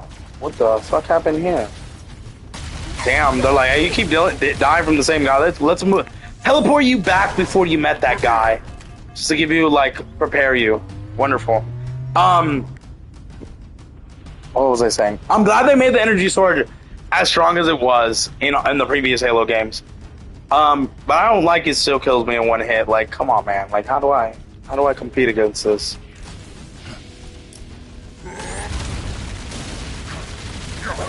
You bastard. I thought he was gonna... Gotta get with it. And he's just standing over me, mocking me. Mocking. He said something over my dead body right there. I don't know what he said. Or you're talking shit. But yeah, I like Obsession. In fact, I actually just can't recommend it to anyone. It's traumatizing. That movie is traumatizing, and maybe that's the whole point. But like, it works. I didn't think I'd be scared of it. Put it that way. But that's because I didn't know the type of horror I was going for. But I do now, and I did like it. But I would not watch it again. However, I do miss the fact that I wasn't able to see it in... What the fuck? Oh, it's an invisible guy. In theaters, because the reactions would have been through the roof. I already know it, because I was at home like, oh my god, with certain moments. And they were huge, so... Yeah, I was able to pause it, but there were a lot of huge moments in there that I would have loved to see people's reactions in theaters of, which is unfortunate, but... I mean, I heard them in reviews. I just would have loved to see it, live. But good movie. Would not watch it again. I can't really recommend it unless you're just into that type of movie. But I can't recommend it because it is traumatizing. Like, I still think about it, and it is fucked up. It is very fucked up. And I don't want to say in a good way because it's not a good way, but technically in a good way because that's what it's trying to do, is show you just how fucked up it is.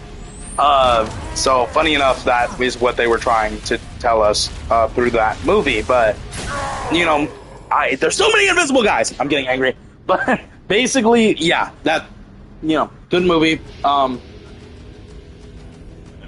Maybe but yeah, I want to see Ice Cream Man. I might wait for streaming. I do want to see the Mutiny. Oh no. The other August one, we're watching the animated one. What was it? Forgotten Island? Is that early September? Okay, I don't know. But September, that one looks good. I'm trying to think what else is what else is in September? Roger, on my way. What? No, that's not movies, bruh. I don't know. When we get up to there, I'll mention it. I usually mention... Can you all stop killing me? There's like 12 guys up there. I usually mention when I go see a movie, so I'll mention it, but... yeah, there's not really anything up until December, which is just... bad. Like, usually they have a lot of movies towards the end of the year. It seems like this year they're kind of on a dead arc. for releasing big movies. The summer was huge though. April, May, and then obviously June was okay. And July was what? Minions, Spider-Man, and what was that other movie? I forgot. That's it? It was a third movie. I didn't go see it. That was Obsession.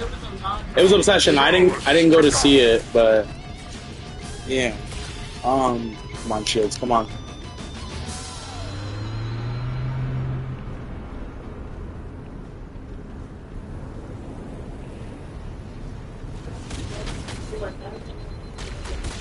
Yeah. That's what it was. The red, yeah.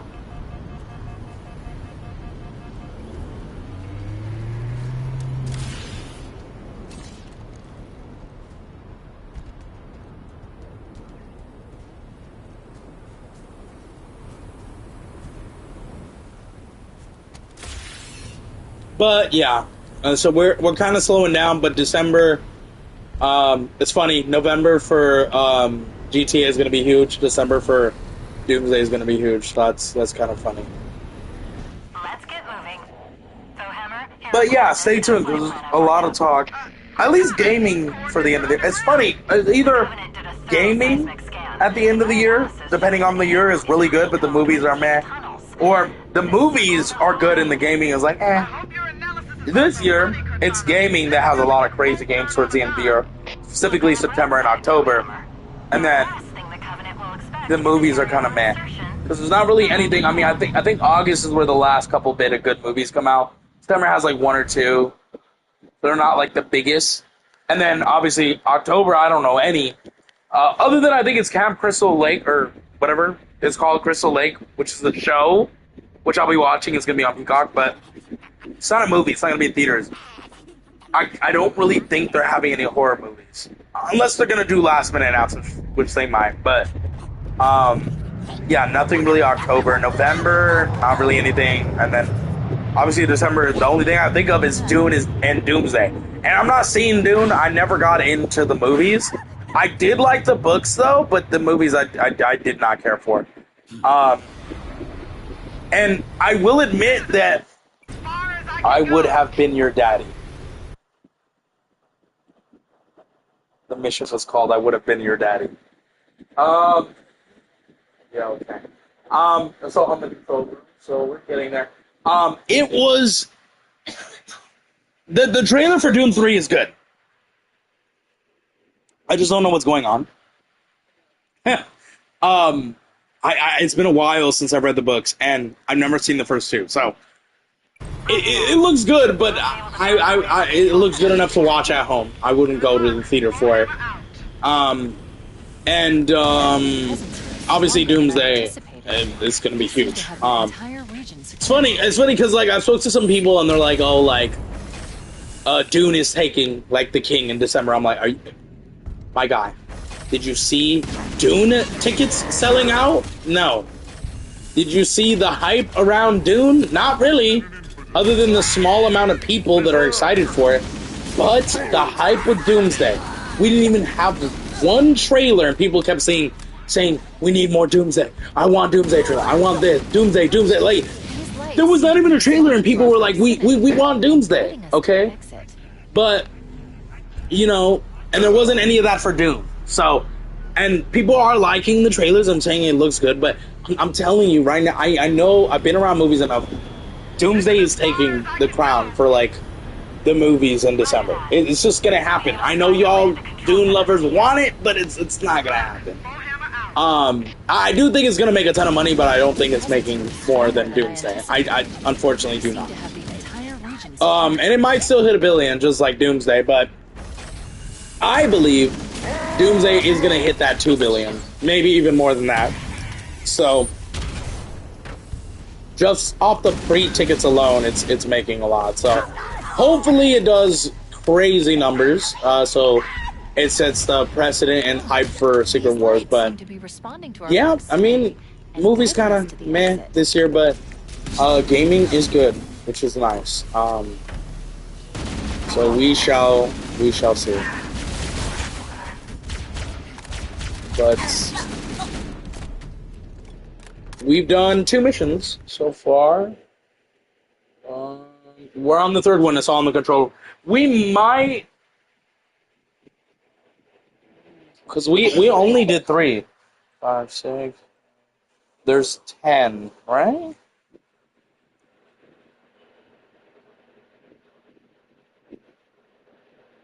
Oh, we were on mission 3, so we did 2. We did 1, 2 today, and after we finish this one, it'll be 3. So we're probably gonna finish 4 today, and then the next time we play Halo, we'll finish the final 4. But maybe we'll do 5. We don't, depending on where we end 4, we'll see. But Weather patterns here. tomorrow I'm not gonna do this. I was gonna do a different game, like I said, but it got late, and I didn't think a lot of people would watch. And I mean, it's okay. We'll wait. But I did create my character. Again, you don't know what it is, so it's kind of like, what do you mean create your character? You'll know tomorrow. It's really cool. I'll give you this. I'm not gonna really spoil anything, but let's just say I played it when it first came out on PC. It was an early access game, and it's officially like the 1.0 is out, so I guess it's kind of like Power World, and it's on consoles. And I really loved it when it first came out. I never got a chance to finish it.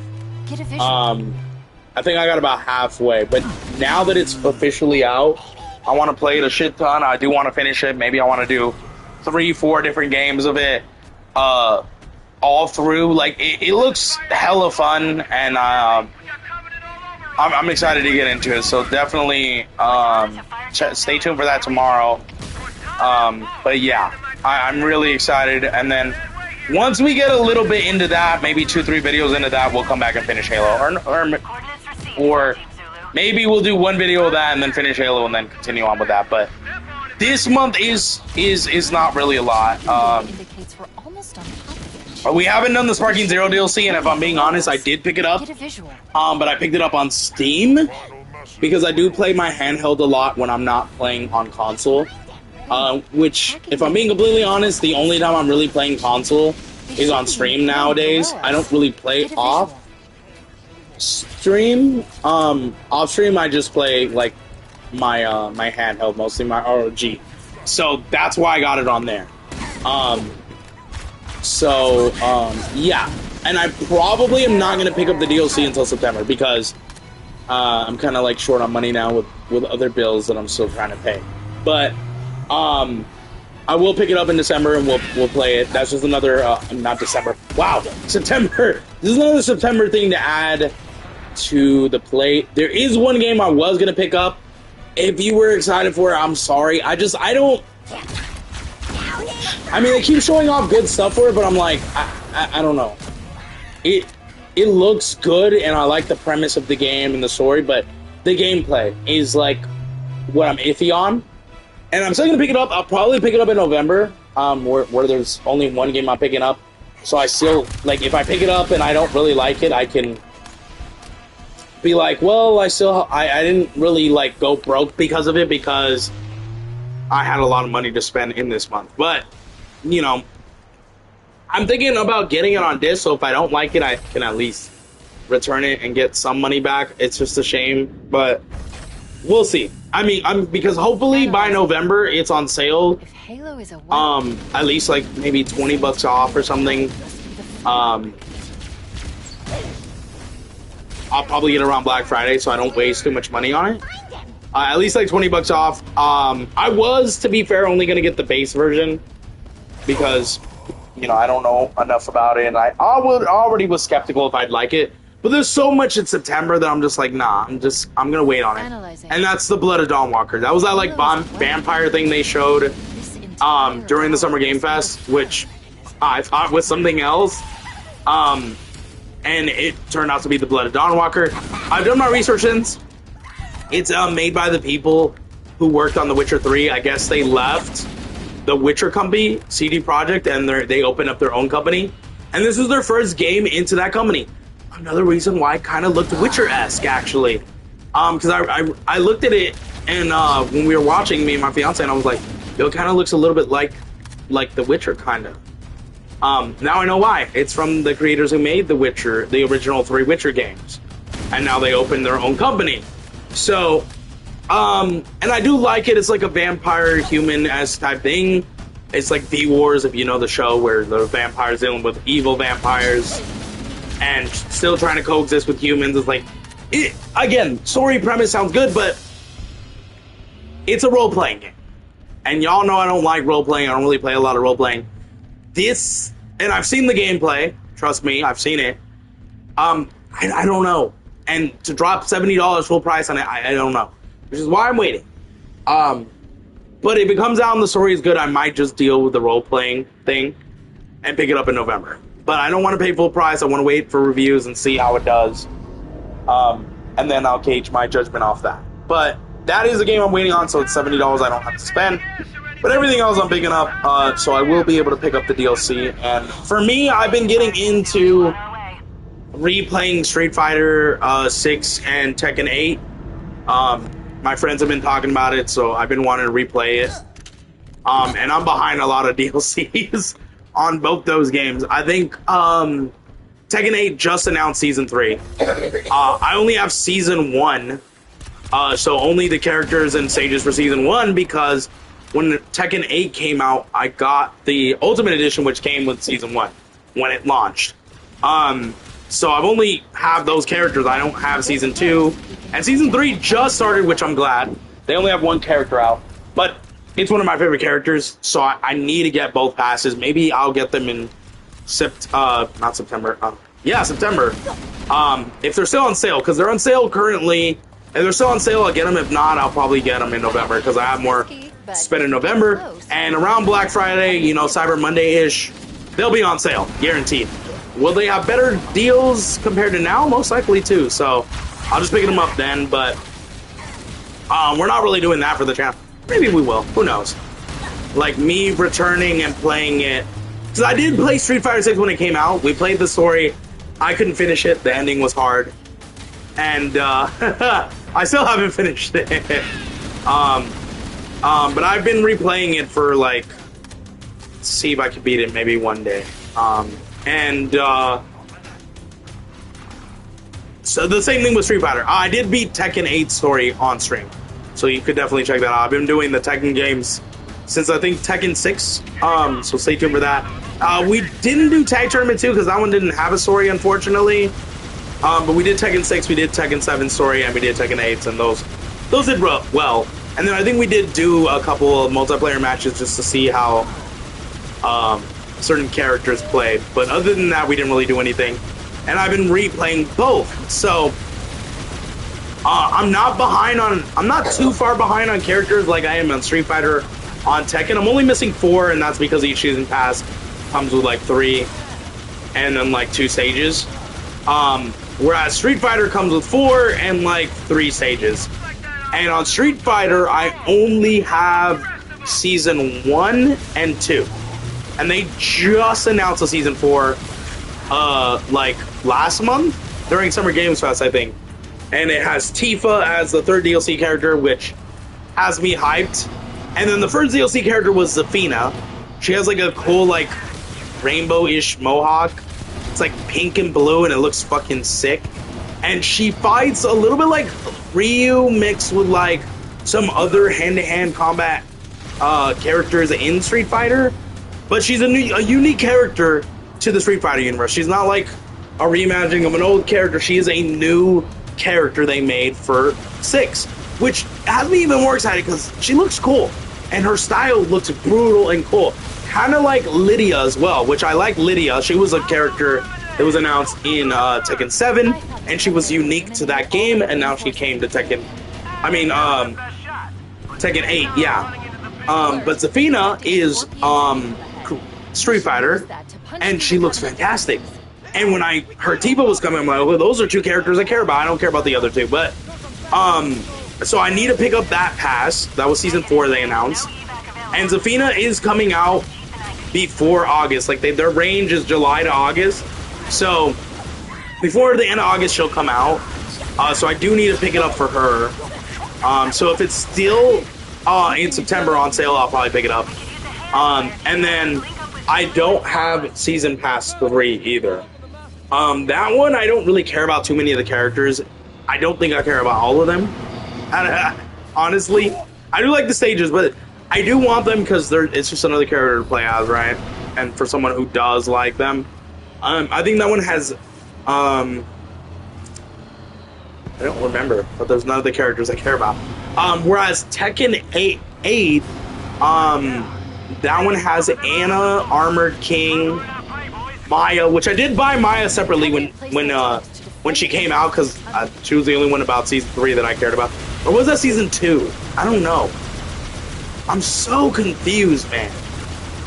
Alright, after this gunfight, we'll look it up because I don't want to speak false information, but oh my god, y'all see that frame drop? But basically, on Street Fighter, I only have season 1 and 2. I'm missing 3 and 4 just got announced. 4 currently doesn't have a character out, but at the end of August, Zafina will be out. Tifa, unfortunately, doesn't come out between January and March of next year, which... because I know she's gonna be fucking OP. Which is unfortunate. And then the second character I'm a little interested in, it's Bob.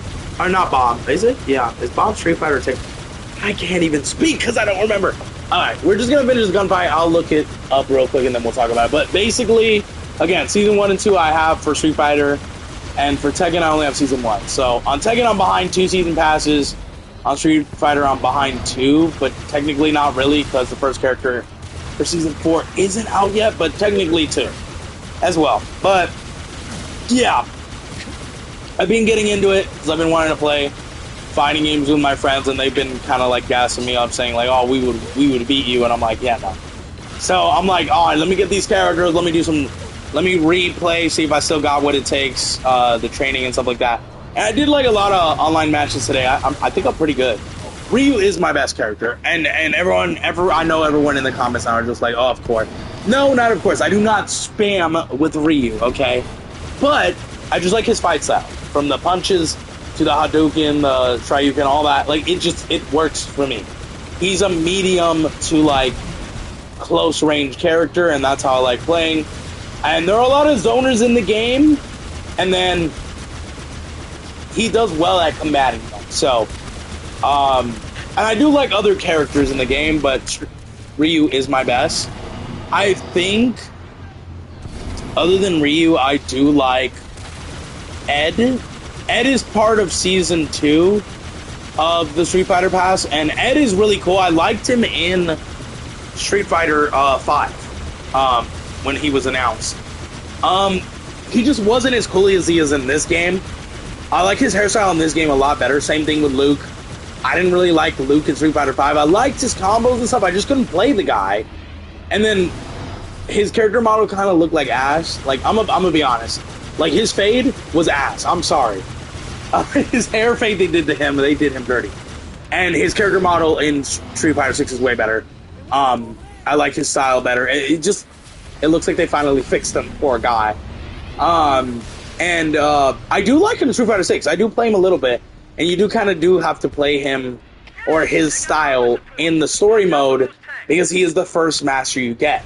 So I did grow to, like, learn a lot of his movesets and stuff, which is why I'm good with him. But Ryu is the best. I wouldn't take Luke into a tournament. And other than Ryu, I'm trying to think what other character is Street Fighter. Because I wanted to say Reina, but Reina is Tekken. So, Street Fighter wise, I think it's just Ryu mostly. Oh, I'm good with Juri. I liked her again in Street Fighter 5 when she was announced. Juri is a great character. She's flexible. She has, like, some magic, mystical powers with her feet and stuff that she does, which is cool. She has, like, she can create a wave of portal to, like, stop projectiles, so that's cool for those people that like to keep distances and just spam projectiles at you. So Juri, I use a lot. I used her a lot more in Street Fighter 5, but I do use her in and 6 as well. Ryu is my main. I can't really think of any other characters. And Akuma is good. He's Season Pass 1's character. And he's just as good as I remember, if not better, at Street Fighter 6. I haven't played him enough to like be like, oh, he's my main, but he is a character I'm still learning a lot about, so that if I become good with him, I can use him as a main. So there's that. But yeah. For Street Fighter, it's definitely Ryu, and then for Tekken, I would say, Taking cover. what's the guy that fought Kazuya? Is it Jin or Jin? I think it's Jin. He was my best, and then they added Yoshimitsu. Yoshimitsu's good. And then funny enough, their character that they made original for that game, Reina, which was the daughter to. She was the daughter of Mishima, and I guess the sister of Kazuya.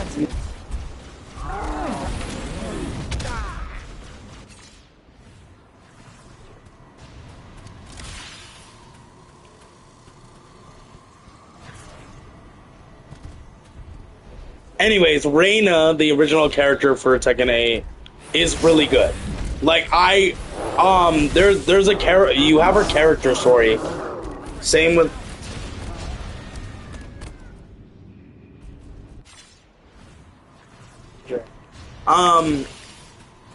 They made character stories for all the launch characters in the game, and her character story was really good. And I loved her playstyle, and I've been using her online since, whooping people's asses with her. So she is my main in Tekken, and in Street Fighter, it's obviously Ryu, the OG that started it all, of course. But yeah,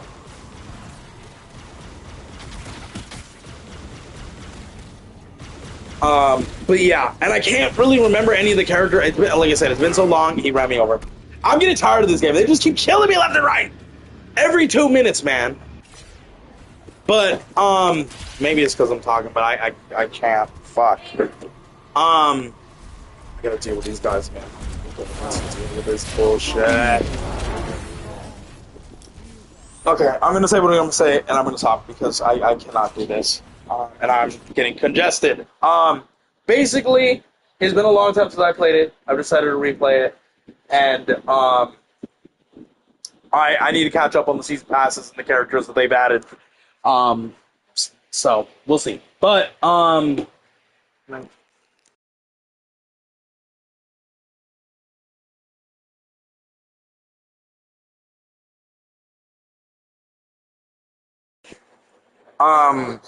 but yeah, I've been getting back into it, and I need to remember some stuff.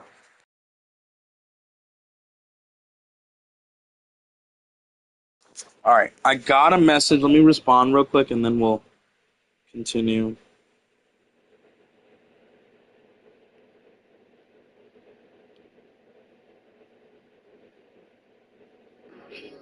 Okay, that was not supposed to open. Wonderful. Okay, so, wow. There's a mission coming up called 343 Guilty Spark. If you don't know that, 343 was the name of the company before they went and named themselves Halo Studios. Okay, wonderful.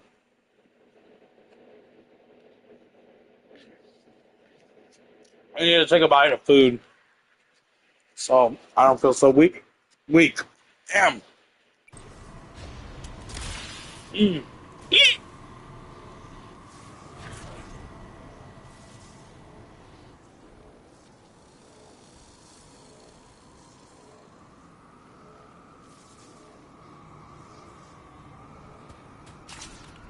Oh, okay, I'm okay. I literally took a bite of rice, and I was choking because I started having hiccups. That was bad. What did I just get? Break off 2,500 back plates. Okay.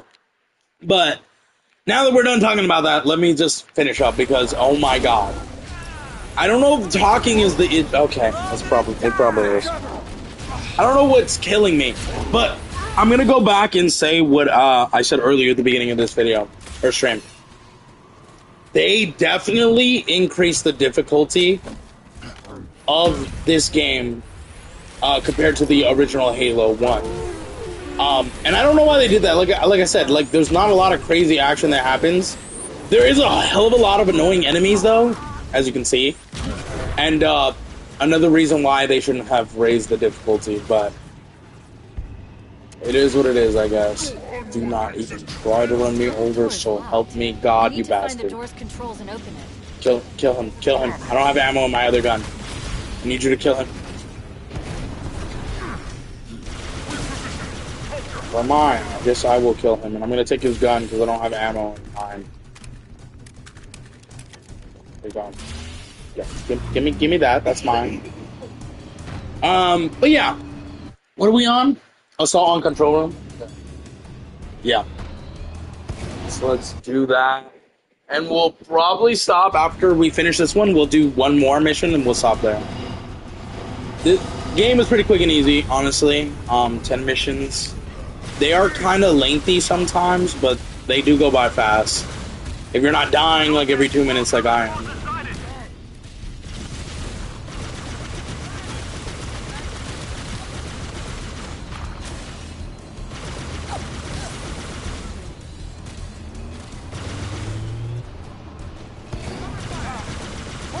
Hold your fire!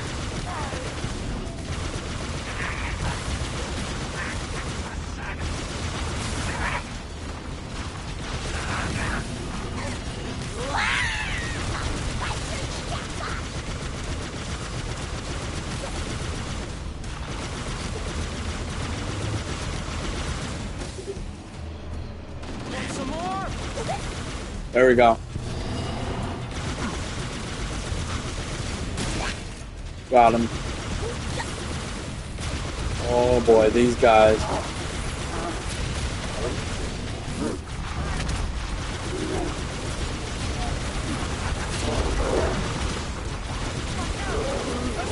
I got one. I gotta avoid the other hunter until I can destroy this thing. Thank you.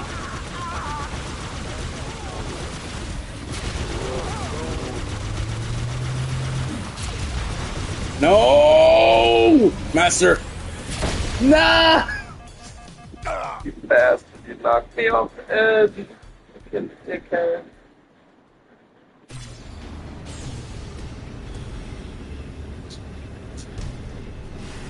Alright, give me a second. I gotta keep eating as I play, or else I'm gonna have a whole problem.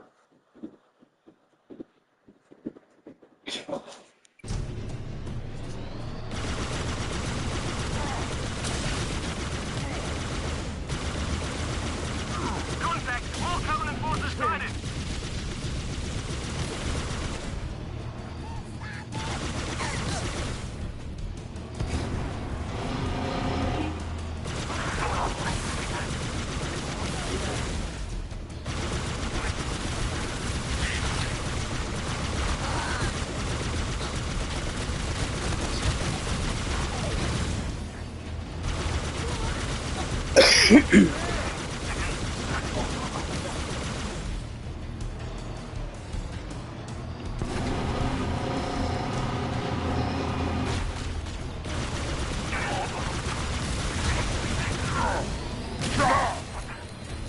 No, almost ran off the ledge there.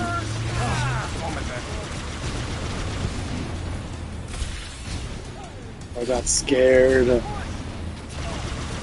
These guys are annoying. They're killing everyone.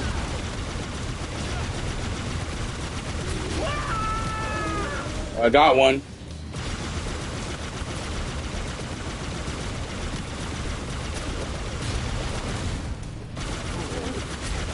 It's kind of supercharging, but once his armor is gone, he's not going to be able to do shit. Got him.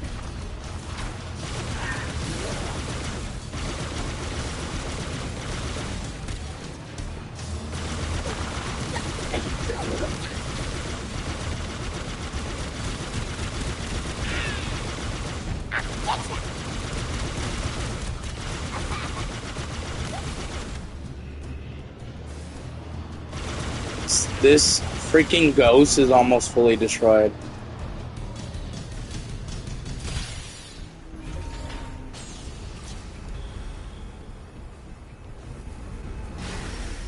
Let's go in here.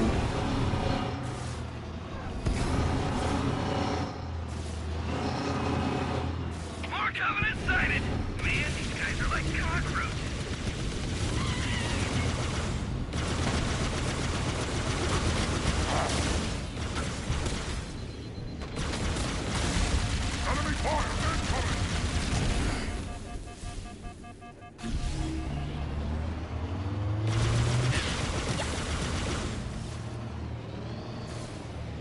Alright, this thing is almost destroyed, so I'm taking the Wraith.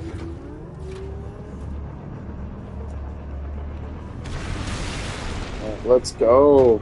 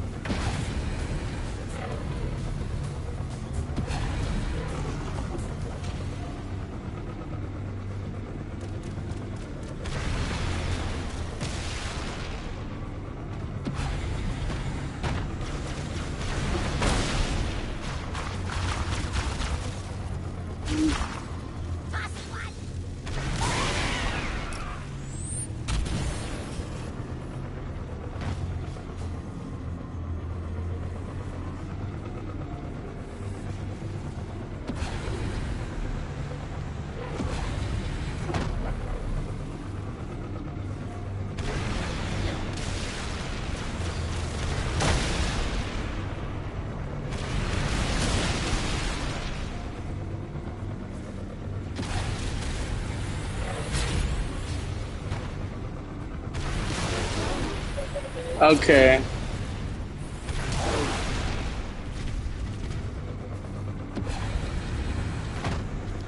Alright, moving on to the checkpoint. Like I said, it is kind of quick to go in between checkpoints.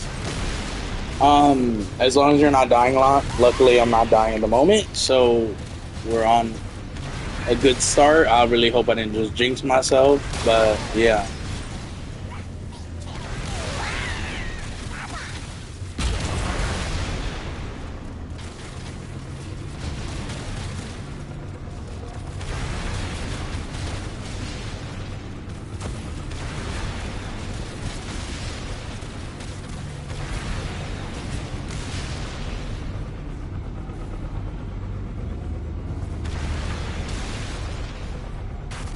Right behind you.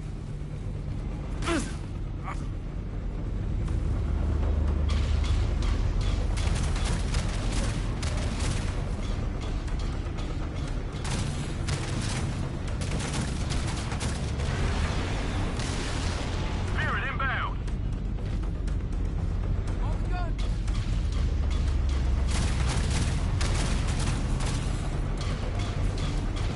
They're on us! Ambush! I can't take the Wraith in there, so I'm gonna just jump out. Oh well. We got pretty far. That's okay. Okay, I saw him at the last second. It was too late.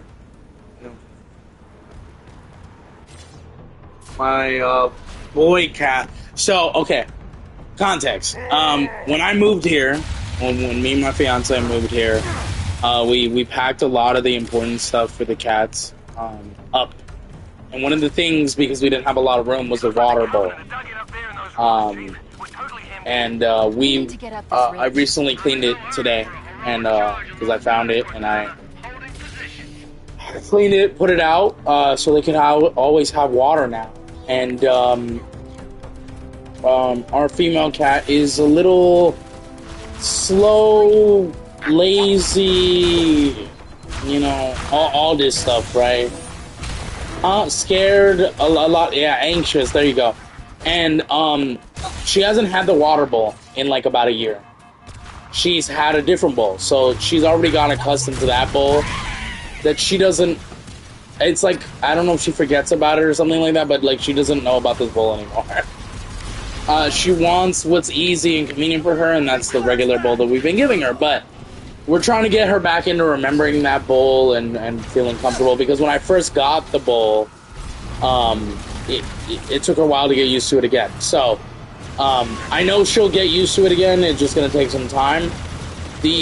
Our boy cat, we got him when he was a baby, and at first he didn't know what it was, but then the more he sniffed it and he went up to it, he's like, oh, this is water. It has water. And as soon as I cleaned it and put it out and put him in front of it when he was looking for water, he sniffed a little bit, and then he started licking, and then he started drinking. He's drank like 4 times from it today. So he remembers it, and he's getting used to it. But again, for her for 5 years, and then for her to get a bowl for like a year and a half, and then not have it for a whole year, it's hard to wrap her mind around it, I guess. So it's gonna take her time. It does take her time, but she will grow into it again like she did when I first got it. But it's gonna take some time. She's just like anxious and running away from it now, and she's just not knowing like, why are you putting me in front of this? Why do I have to be here? But the more we do it, she'll eventually learn it's water. Kind of like with the litter box. We had an open litter box and they were messy. We had to get an enclosed one. He got used to it immediately because, I don't know, I guess he preferred it. She didn't like it. And I was trying to train her in it, so I'd have to like literally put her in there and kind of stand in front of the door so she didn't come out, so she'd learn, hey, go poopies. And I wouldn't do anything to her. I wouldn't talk to her. I'd let her do her own business. She eventually got it. It took her way longer. But that's just how she is. So right now, we have her in front of we put her in front of the water bowl for like the second time, and she just still doesn't. She was getting close, but she just doesn't get it. And I'm like, oh, like, just still give her time, she'll learn. Because it happened the same way the first time when we first got it. So I know it'll work again. It's just, we just gotta give her time. So, but yeah. So she's a little nervous and she's anxious and stuff. So we just give her time and she'll figure it out.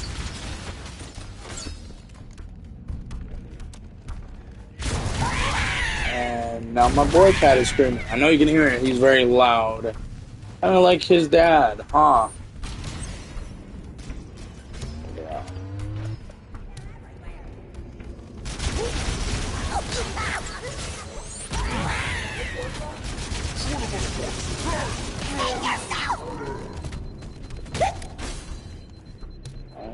Are we still on the assault in the control room? We gotta be close to being done with this, man.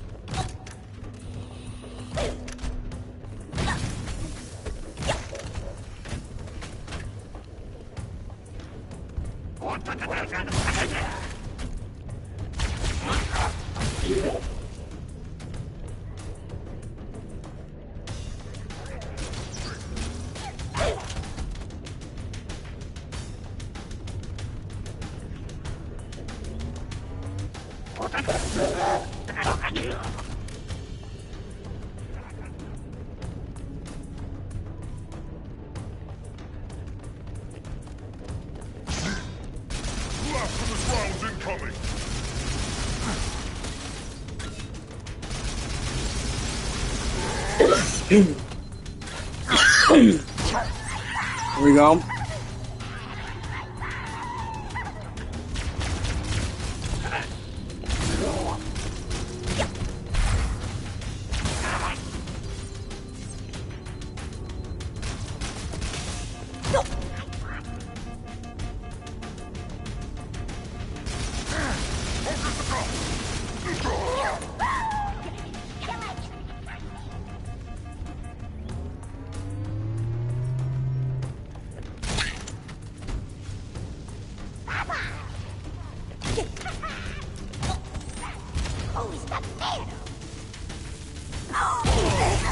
Damn, I saw the grenades too late. And then he exploded by the time I saw it.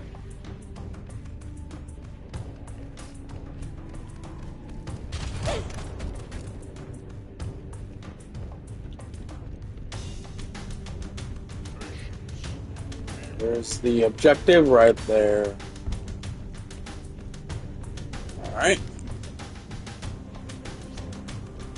Control center is Ziggurat. Resistance appears to be increasing. We must be close to the control center.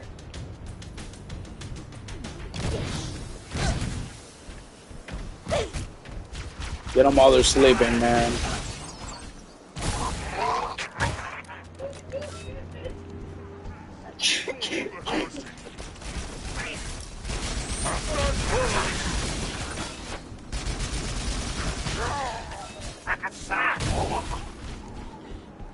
Darkness.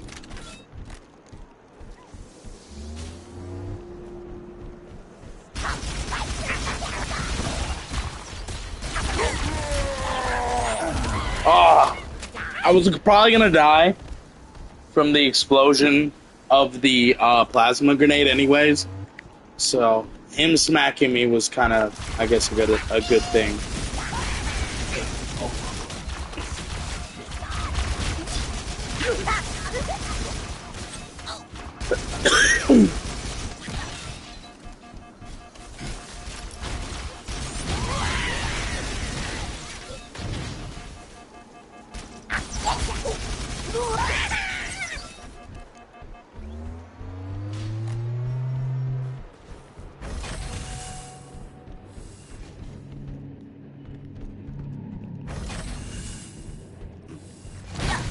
Again, get them while they're sleeping. Less enemies to worry about. What is that? Bad gas? Destroy 100 grunt backpacks? There's nothing to it, man. I'm just getting them while they're sleeping.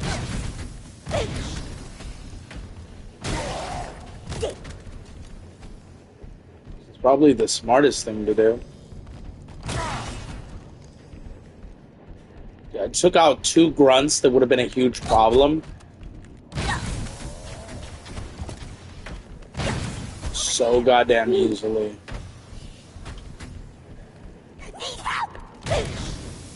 Okay, some of them did wake up, but it's okay. Look out! Engaging the unclean chart! It's too late for them. By the time they woke up, it was too late. Alright, there's a switch.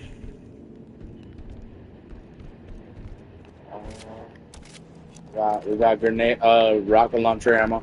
I do kind of want the assault rifle, but they're constantly walking around with this needler. I might need this. I don't know. What do y'all... I think I might go with this. I was going to say, what do y'all think? But I think I might go with this. This one has been doing really good, so... Plus, the enemies drop ammo for this. I need to either find an ammo crate, or I need to find, like, a dead soldier to grab an assault rifle, so... I'll stick with this one.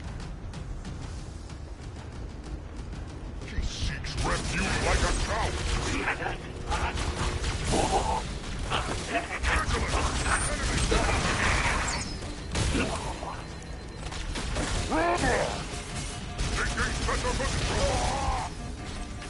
Almost died right there.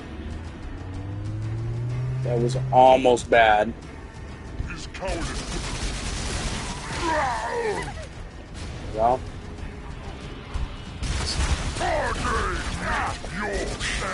Another reason I like the Needler, and y'all can see it, it does a lot of damage. Oh, the fucking Suicider grunt. It does a lot of damage.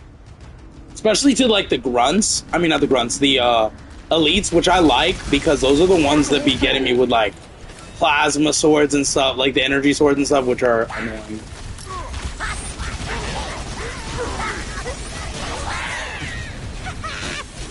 No, the freaking Suicider got me again. Okay, come on. Surely I gotta do this at some point. I see you, buddy. I see you. That's the guy that killed me. I see you. Hold on. Damn it! Okay, no, I know what I'm gonna do. It's my fault. It's my fault. I got a little too greedy. I should have just pulled the RPG out and killed him. I was trying to save the RPG bullets, but it's not gonna work. Not on a hunter. Shut up. Oh no. Can't do it with all these small enemies running around. I need my shield up. I need my shield up. I need my shield up. I need my shield up. Come on. There we go. Got another elite. I think there's no more small guys running around, which is good. I can't get over there to get to that elite or hunter. I gotta go around. Which I think is what they wanted me to do, but that hunter was constantly hitting me, so I couldn't really go around. Oh, they're in here sleeping.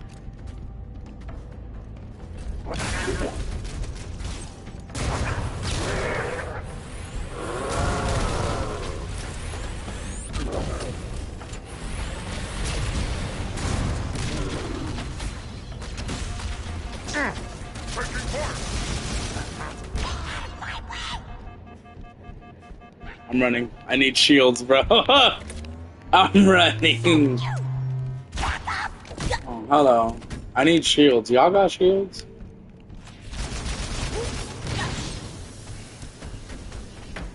Did I kill both the hunters? Hallelujah. Thank you for that spiker ammo.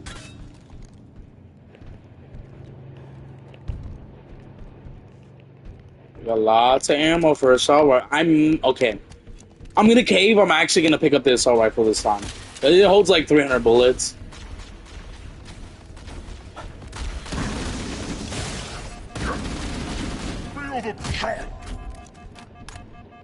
And glad I decided to pick that up quickly. God damn it. I'm glad I decided to pick it up quickly. There were elites around. I should have waited until I got more shields. I didn't know they were following me, man. Okay, now make this decision quickly so they can't get me.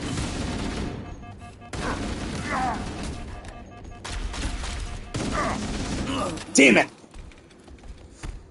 There's two of them, and they're fast, and they're kind of annoying. I gotta be fast. Where'd you go? There's the second one.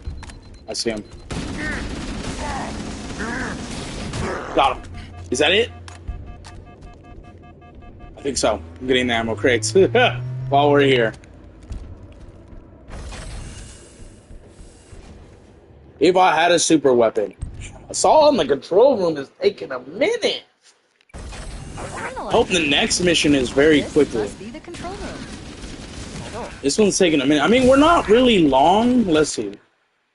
We're barely 2.5 hours, so we're not really taking a lot of time, but it is getting late. We're what, 8:30. So I don't want to stream too late, but we can use them to fly straight to the control structure. Don't let anyone else touch them.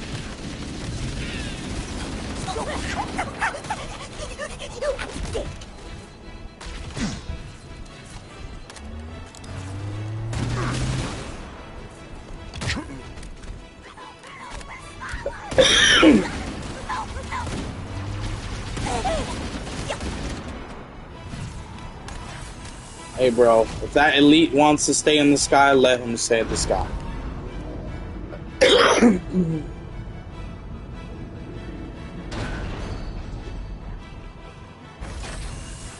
entrance to the control center is at the top of that pyramid structure. Get in there. Bring me up there and I should be able to get us inside. We should commandeer that Covenant vehicle. We can use the firepower.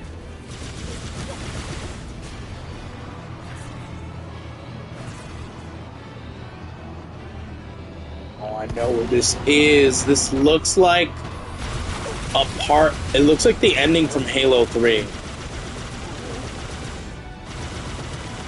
Which is kind of crazy, but because it's not. You know what's funny though? A lot of these moments in this remake look from a Halo 2 and 3. Like, it looks like they took a whole bunch of parts from Halo 2 and 3, not just one, and made it into one game. Now, I could be wrong. In fact, there are probably, from what I remember, I bet you there's a lot of areas from Halo 1 and 2 that we explore in Halo 1, and the same thing over 3. And they're like revisiting in Halo 3, which is why it's so memorable. We're like, oh shit, we're going back here, this is where it all started or something, you know what I mean? So, for all I know, that's the case, and I'm just like confused. Of course he ran me over. But, because I haven't really replayed Halo 1 in a long time, the last time I replayed it was when Master Chief Collection came out. So it was the Anniversary Edition. Other than that, I literally cannot remember anything about it. It was just... Of course it ran me over. Bro, I need to get up there and plant a grenade. Quickest way to take down a Wraith. Just go up to it, put a grenade, it's done. Might just have to be aggressive. I normally don't like doing that, but... Okay, yeah. Or I could just use the RPGs, but I'd rather not. You know, I'd rather not die over and over again. RPGs it is. I'm gonna be one of those guys, one of the assholes. Just RPG the Wraith. I'm only using 2 though, because they're hard to come by, and then I'll just destroy the Wraith the rest of the way. I already did significant damage to it, so the more I shoot it, it should blow up any moment. There it is.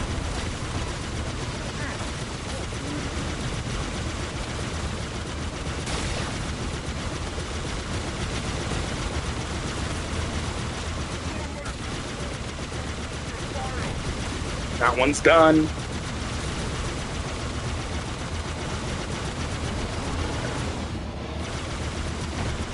That one's done. Alright, what else we got? Is that it? I think so. We just gotta climb to the top.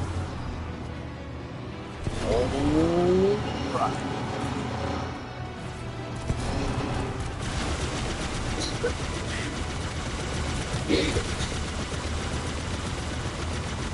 I think we got him. I think we got him, mate.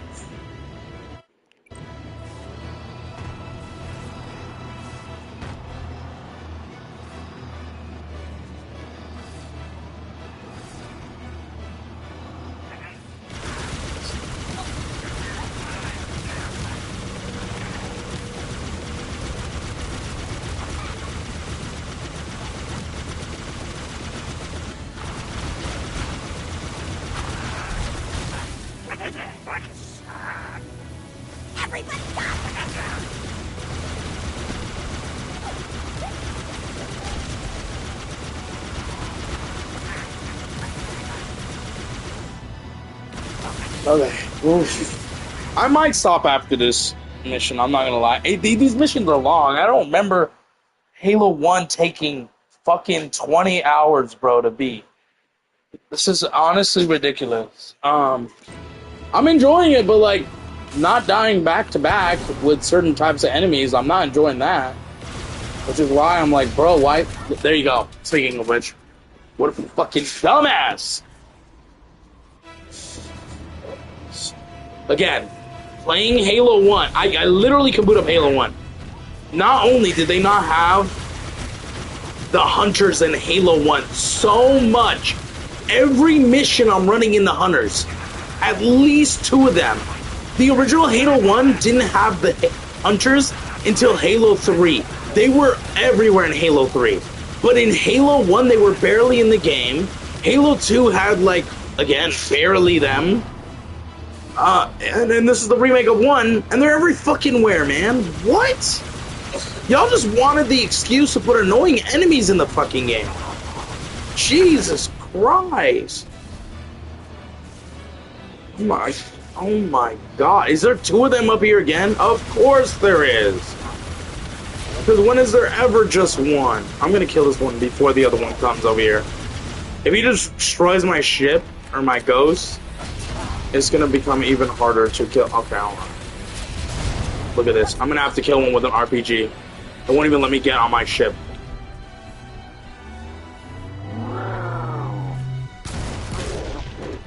Is he dead? Please tell me he's dead.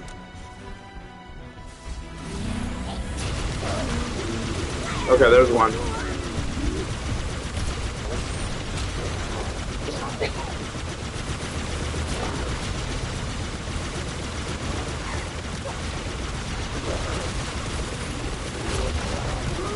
As long as I can take the hunter, I'm fine. That's two.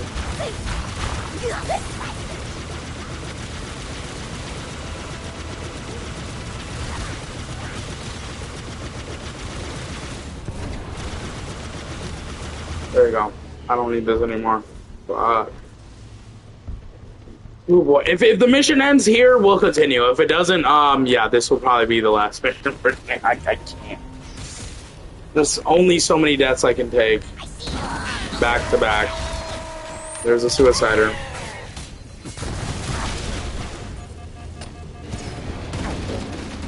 Somebody steal my ghost?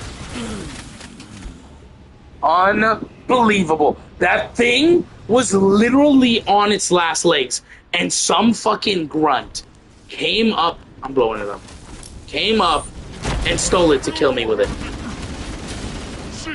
The fucking audacity, bro. It was literally on its last leg. Fucking shit, bro. Open. I'm ready to fucking go ham with all these fucking grenades.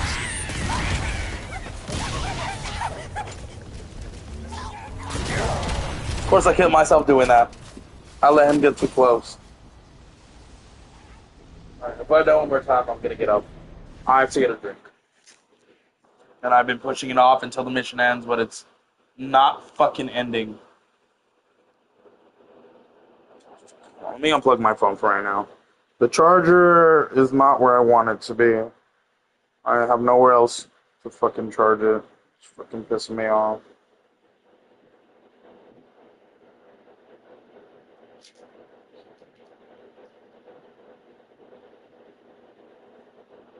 Okay.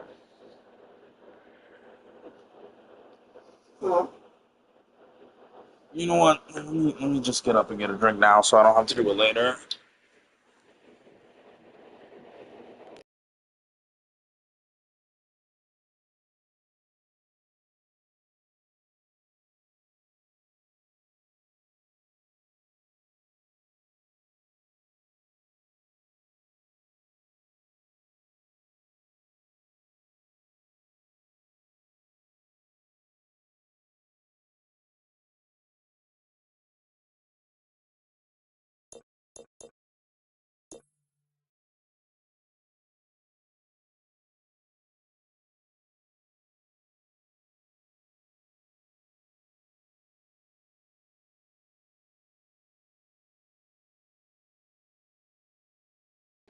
Okay, I got my drink. Let's continue. Oh, please. What the... Yeah,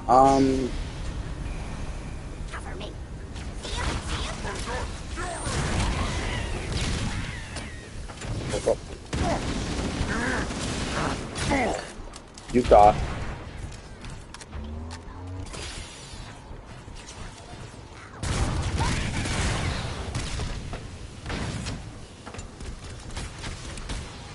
Ooh. Stop going in the machines.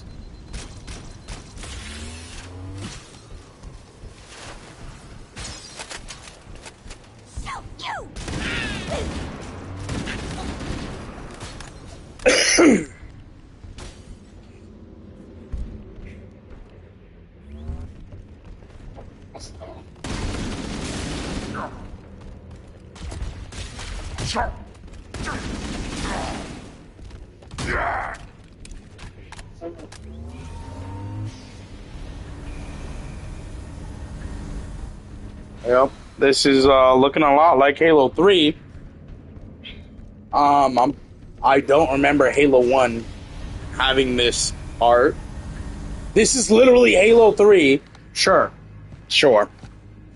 I don't remember Halo 1 having this. So, that's interesting. This is it.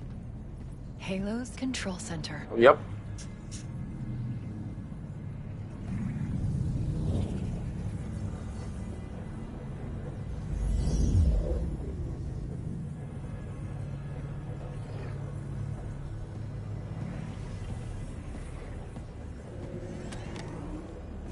No. That terminal. Try there.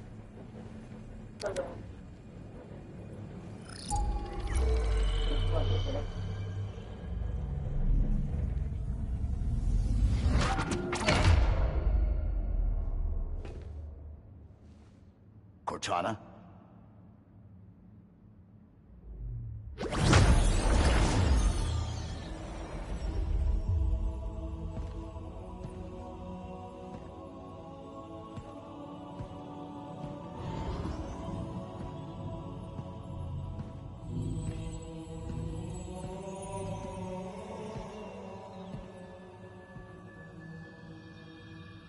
You all right?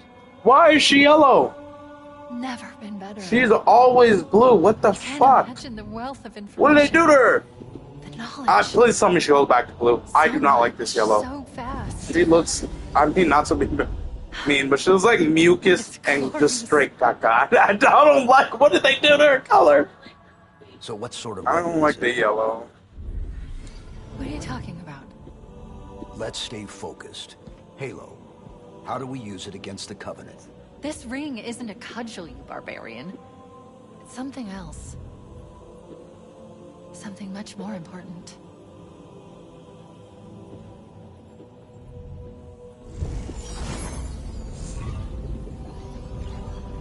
The Covenant were right. This ring, it's Forerunner. Give me a Oh. second to access. Wait a minute. Was that in the original Halo? Did they mention that? Yes. The Forerunners built this place, what they called a fortress world, in order to... Wait. All that. Was this not... Oh, I don't... First of all, hold on. I gotta pause it mid-talk. I'm sorry, Cortana. Okay, because I do remember a little bit about Halo 1. This is where Halo 3... I feel like I can't talk about this without talking spoilers. Alright, look, Halo 3 and all these games have been out for a while, okay? Whether they remake it and change it or not, okay? In Halo 3, and we're going to replay it for the channel at some point, so you'll see. But in Halo 3, you come back to this point, and you literally detonate the core on Halo, right here, the Halo ring, to stop the Flood and the Covenant from, like, using it for bad purposes. The Flood was using it for other reasons, right? So, I'm assuming we're not going to do that now. Because I don't even remember this whole mission happening in Halo 1. I don't remember us coming here. I don't remember this conversation. None of what you're saying happened in the original from what I remember.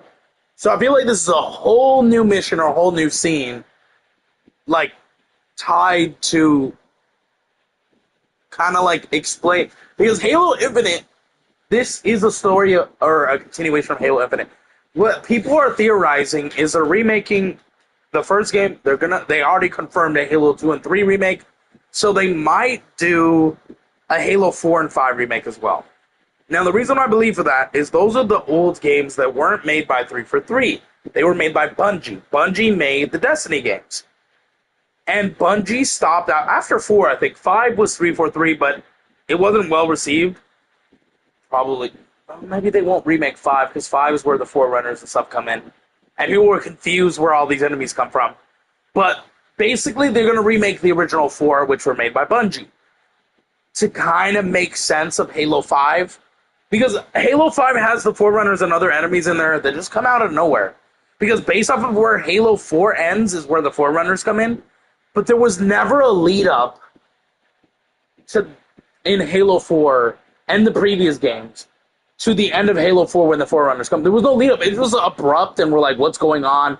Who are these guys? And then we learn about them a tiny bit at the end of Halo 4, and Halo 5 explains them very thoroughly.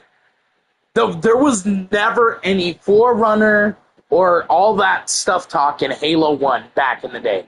There was not. Dude, there was nothing. It was just Covenant and that. And then a little bit of the Flood, which the Flood is in this game. The Flood weren't huge until 3, though. So, they're changing some story around. I don't really like it. Even though it didn't make sense, I still like it that way. I don't really want the story tweaked in a way that makes it simpler. That's the whole point of Halo. Like, the convoluted is meant for you to piece it together or, like, speculate on. It's not always supposed to make the most simplest sense for everyone. Like, look, fine, fucking change shit. Do not change Halo 3, though. Leave it the same. That game was absolutely perfect. Like, I don't need anything changed in that. I don't even need anything added new. Just make it look visually better, and we're good. You get rid of the whole remake thing, because these changes are new, and in a way that something horrible wasn't in the original. Like, I guess I don't mind it. It's a new interaction and stuff like that, but like, this was never mentioned in the first game. Because then we wouldn't be so, if it was, we wouldn't be so confused with 4 or 5. There's no time. Get out of here. Find Keys. Stop him. Before it's too late.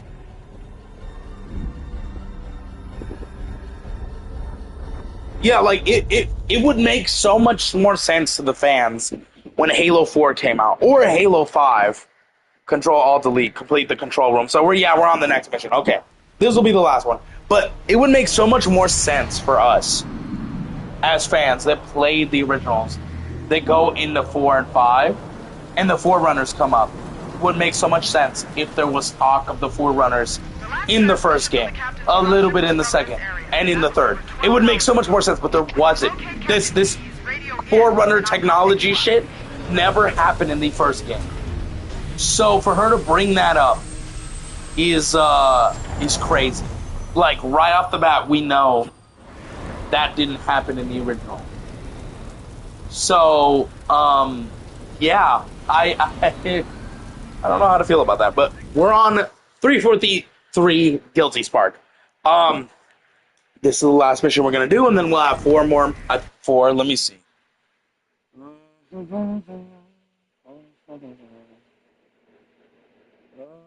Yeah, we'll have 4 more missions, and that wraps this game up. So, I would do 1 more on top of this one, but they're just so freaking long. Each mission is like a 30, 40-minute mission, and it's just too long. If this mission is quick, we beat it in like 20 minutes, then yeah, sure, we'll do 1 more. But these are taking long, so we'll probably save the last 4 missions for. It's not gonna be tomorrow, so if I don't do the game I'm doing tomorrow on Monday, we'll do it Monday. So, because I do want to finish it. With all the games coming out in September, I need to make a lot of space on my PlayStation. And I do have a SSD. I think I have a 4 terabyte one, but I don't like putting new games on it, because then when it installs an update or adds like a DLC or stuff, the DLC and update save to the main console, not the SSD where the game is. And then I gotta move the game back to the console, fuse it with the update and the DLC, and then move it back to the SSD. It's a whole lot of effort that shouldn't exist. It should just move wherever the game is saved, but it doesn't. And that's why I end up having, like, you know, unorganized storage space. So, I usually play a game while it's new, and if I don't finish it immediately, I keep it on the main console, and I can't do that if I don't have space. So once I beat this game, I'll be deleting it. There's no multiplayer, so unfortunately, and then that'll help make, like, what, 40 gigabytes free for like another game in September. Only games I have on the SSD are like old PS4 games that aren't really getting updates anymore, but I like to replay like Black Ops 4, Black Ops 3, stuff like that.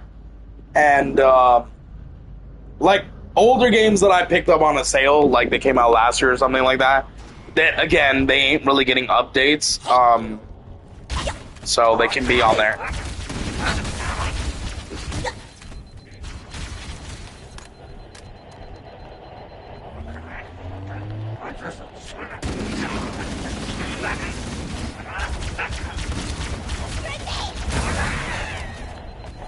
Got him.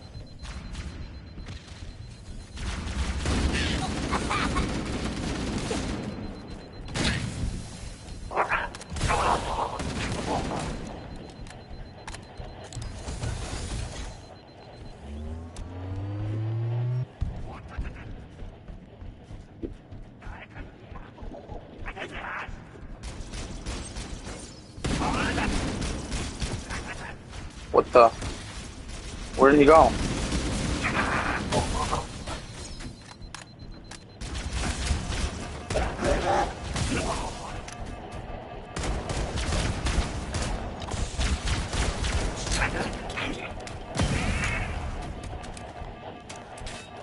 Get the spikes.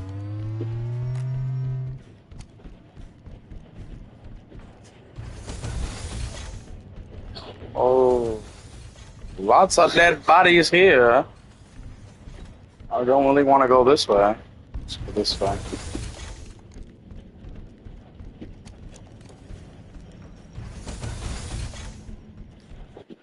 It says locate Captain Keyes.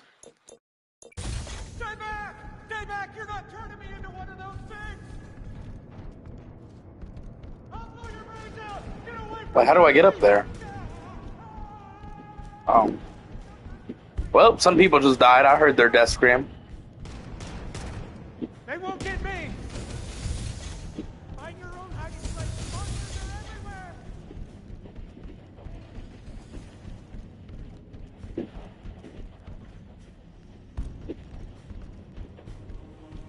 Oh, is this the flood? Let me find out. This is where we find the flood. Oh, man. This is too soon! The flood doesn't come in till the end of the game. Like I said, they're not important in this game. Well, they are, but just tiny bit. Oh my god, they really reworked the whole fucking story of 1. And they could be like, oh, it makes more sense. So far, it does not make more sense.